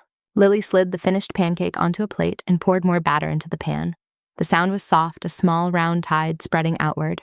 "When does it happen?" Lily asked. Her voice was casual. The question was not. "When does what happen?" Ethan said. "When Miss Natalie is done being protected," Lily replied. He glanced at the calendar taped to the fridge. A blue X rested in the square before the red circle. "Today," he said. The word sat in the room like another piece of furniture. "Does that mean the bad guys cannot find her now?" Lily asked. "It means the people whose job it is to watch over her think things are safer," Ethan said. "It means she will have more choices about where she goes." Lily nodded, accepting this as partially satisfactory. "Can one of the choices be here?" she asked. Natalie choked on her coffee. Ethan climbed down from the chair. The ceiling above him looked strange without the stain. Blank. New. "You move fast, kid," he said. "I am almost 8, she replied. Adults said that is big. Natalie set the mug on the counter. "I have been thinking about that," she said. "About being almost 8, Ethan asked. "About choices," she answered. She wiped a smear of flour from the edge of the counter with her thumb, then rubbed her fingers together as if testing the texture. "They called yesterday," she said. "The agent. He said the main restrictions are lifting. I can keep the new place if I want, or they can help me relocate somewhere else. New city, new estate, clean start." The words clean start tasted odd in her mouth. They had been part of the pitch said in the agent's calm voice. "You could go somewhere warm," Ethan said. "California again. Or somewhere where it does not rain all the time." She smiled a little. "I have had enough manicured sunshine for a while," she said. Lily slid another pancake onto the plate and turned off the burner like Ethan had taught her. The stack on the counter leaned slightly. "I made 5, she announced. 1 for each of us, and 1 extra. "For the whale," Ethan said. "For practice," Lily said. She brought the plate to the table, setting it carefully in the middle. Syrup glittered in the bottle beside it. "Sit," she ordered. Ethan wiped a spot of paint from his wrist with a rag and pulled the chair away from the wall. The new paint on the ceiling above him shone faintly as it dried. Natalie took the chair opposite. Lily climbed onto hers knees, bumping the underside of the table. They ate. The pancakes were uneven, but good. Slightly crispy at the edges, soft in the middle. Syrup pooled in the grooves of the plates. "You never answered her," Ethan said, nodding at Lily. "I am right here," Lily reminded him. "I know," he said. "That is why we should probably answer you." Natalie set her fork down. "When I left that house," she said, "I thought the only thing I could do was run as far as I could and never look back. Pick a place at random and disappear into it. Somewhere with no connections, no reminders." She looked around the kitchen, at the magnets on the fridge, holding up Lily's drawings, at the chipped blue bowl in the sink, at the curtain over the window, faded but clean. "When I came here," she said, "I thought it would be temporary, a safe harbor, a place to hide while everything burned somewhere else." Her fingers traced the condensation rings on the table left by their glasses. "The more time I spend in this building that smells like cooking oil and laundry," she continued, "the less it feels like hiding." Ethan watched her. Lily listened with the kind of intent attention she usually reserved for bedtime stories. "I like being near the people who pulled me out of that mess," Natalie said. "I like being where I can knock on a door if the sink starts dripping or the past starts feeling too close." The corner of Ethan's mouth kicked up. "I like being around you," she said more quietly, looking at him now. The fork in his hand paused over his plate. "I was thinking she went on. "I could stay here, in this neighborhood, in that little studio with the stubborn window, for more than just the program." Silence rested on the table with the empty plates. "Is that weird?" she asked. "Wanting to stay where my life fell apart and stitched back together." "It is not weird," Ethan said. He said. His voice was steady. He seemed slightly surprised by that. "It is practical," he added. "Someone has to keep an eye on the plumbing in that building across the street." "And you cannot be everywhere," she said. "Exactly," he replied. Lily looked between them, eyes bright. "So you are not moving to another state?" she asked Natalie. "Not unless they drag the whole block with me," Natalie said. "Then you can come to my school concerts," Lily said. "And library days, and help me practice spelling words." "I'm not sure I'm qualified for spelling words," Natalie said. "You helped spell contingency for that lady in the suit," Lily reminded her. "Good point," Natalie said. Ethan stacked the empty plates and carried them to the sink. The faucet turned on with a smooth motion. Water ran clear and steady, the sound bright in the small room. No drip followed when he shut it off. When he turned back, Natalie was looking up at the ceiling. "It is strange," she said. "I got used to that stain." "Me too," he admitted. "Felt like a clock." "It looks better now," she said. "Some things are worth covering," he replied. "Others not so much." He glanced at the back door. The new lock sat firm in the frame, the metal catch aligned with the strike plate in a clean rectangle. "That door," she said, catching his gaze. "Fools, you fixed it." "I did," he said. "You did not have to," she said. "It brought me to you." He crossed the room and ran his fingers over the deadbolt. "It was never about the door," he said. "It was about what could walk in behind you." He turned back to her. "You," he added, "can still use it? You know how it works now." Her eyes softened. Lily slid off her chair, wiped her hands on her jeans, and walked to the calendar on the fridge. She took the blue pen from the magnet clip and drew a large X through the red circled day. "There," she said. "Finished." Natalie watched the motion carefully. "Now what?" Lily asked. "Now we clean up breakfast," Ethan said. Then maybe we go to the library, and later you two can show me how much better your pancakes are getting in her kitchen. Mine are better, Lily insisted. We will test that, Natalie replied. The day unfolded in small pieces. They walked the familiar sidewalks to the library, the air cool on their faces. The clouds thinned enough for pale sunlight to find the tops of parked cars. Inside, the smell of paper and dust greeted them. Lily disappeared into the children's section, trailing her fingers along the spines of books. Natalie wandered the aisles of adult fiction, pulling down titles at random, smiling at their worn covers. Ethan watched them both from a chair near the window. Outside, the glass reflected the street, but also the three of them inside, layered faintly over the image. For once, he did not feel like he was on the outside looking in. That evening, back in Natalie's studio, the pancake experiment continued. The pan on her stove hissed. The fire alarm stayed quiet. Lily narrated each step as if hosting a cooking show only she could see. Ethan leaned against the counter, corrected her wrist angle once, then left her to it. By the time they sat down with plates in their laps, the pancakes looked almost professional. Slightly uneven one edge, a little darker than the other, but clearly food and not an accident. These are good, Ethan said around a bite. You have to say that, Lily replied. I do not, he said. I have eaten things you made before. Hey, she said. Natalie laughed. The window of the studio showed the buildings across the street, their windows lit in patches. Some with blue television light, some with the warm glow of kitchen fixtures. The glass held a faint reflection of the three of them at the table, a blur of shapes and motion. Later, when Lily was half asleep on the couch, head in Natalie's lap, and Whale tucked under her arm, Ethan stood at the window again. The streetlights cast circles on the asphalt. A light rain had started soft enough that it looked like static in the glow. You remember the first time you saw me? Natalie asked. Her voice was low, so she would not wake Lily. In my bathroom, he said. Hard to forget. Forget?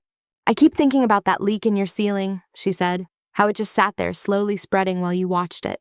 That was one problem I could not bear to think about, he said. So I pretended it would stay the same if I ignored it. It did not, she said. No, he replied. But you still fixed it, she added. It was time, he said. She looked down at Lily's sleeping face, then back at him. I do not know what this will look like, she said. Exactly, or what we are officially. I just know when I thought about leaving my chest felt tight, and when I imagined staying it felt less so. That is as good a decision metric as any, he said. She smiled. So I'm staying, she said. The words were not dramatic. They did not ring. They settled in the room like something that had been true for a while and was finally being named. Ethan nodded. His hand rested on the back of the chair behind her. He did not move it. He did not need to. Outside, the rain tapped gently on the window. Inside it, someone in the building above them turned on a faucet. The water ran through the pipes in the wall, a soft rush, then stopped. No drip followed. In the small circle of light from the lamp, Lily slept. Natalie sat with one hand absently smoothing the blanket, and Ethan stood close enough to feel the warmth of them both. The stain on the ceiling in his apartment was gone. The door that had once opened too easily now locked with a firm, steady click.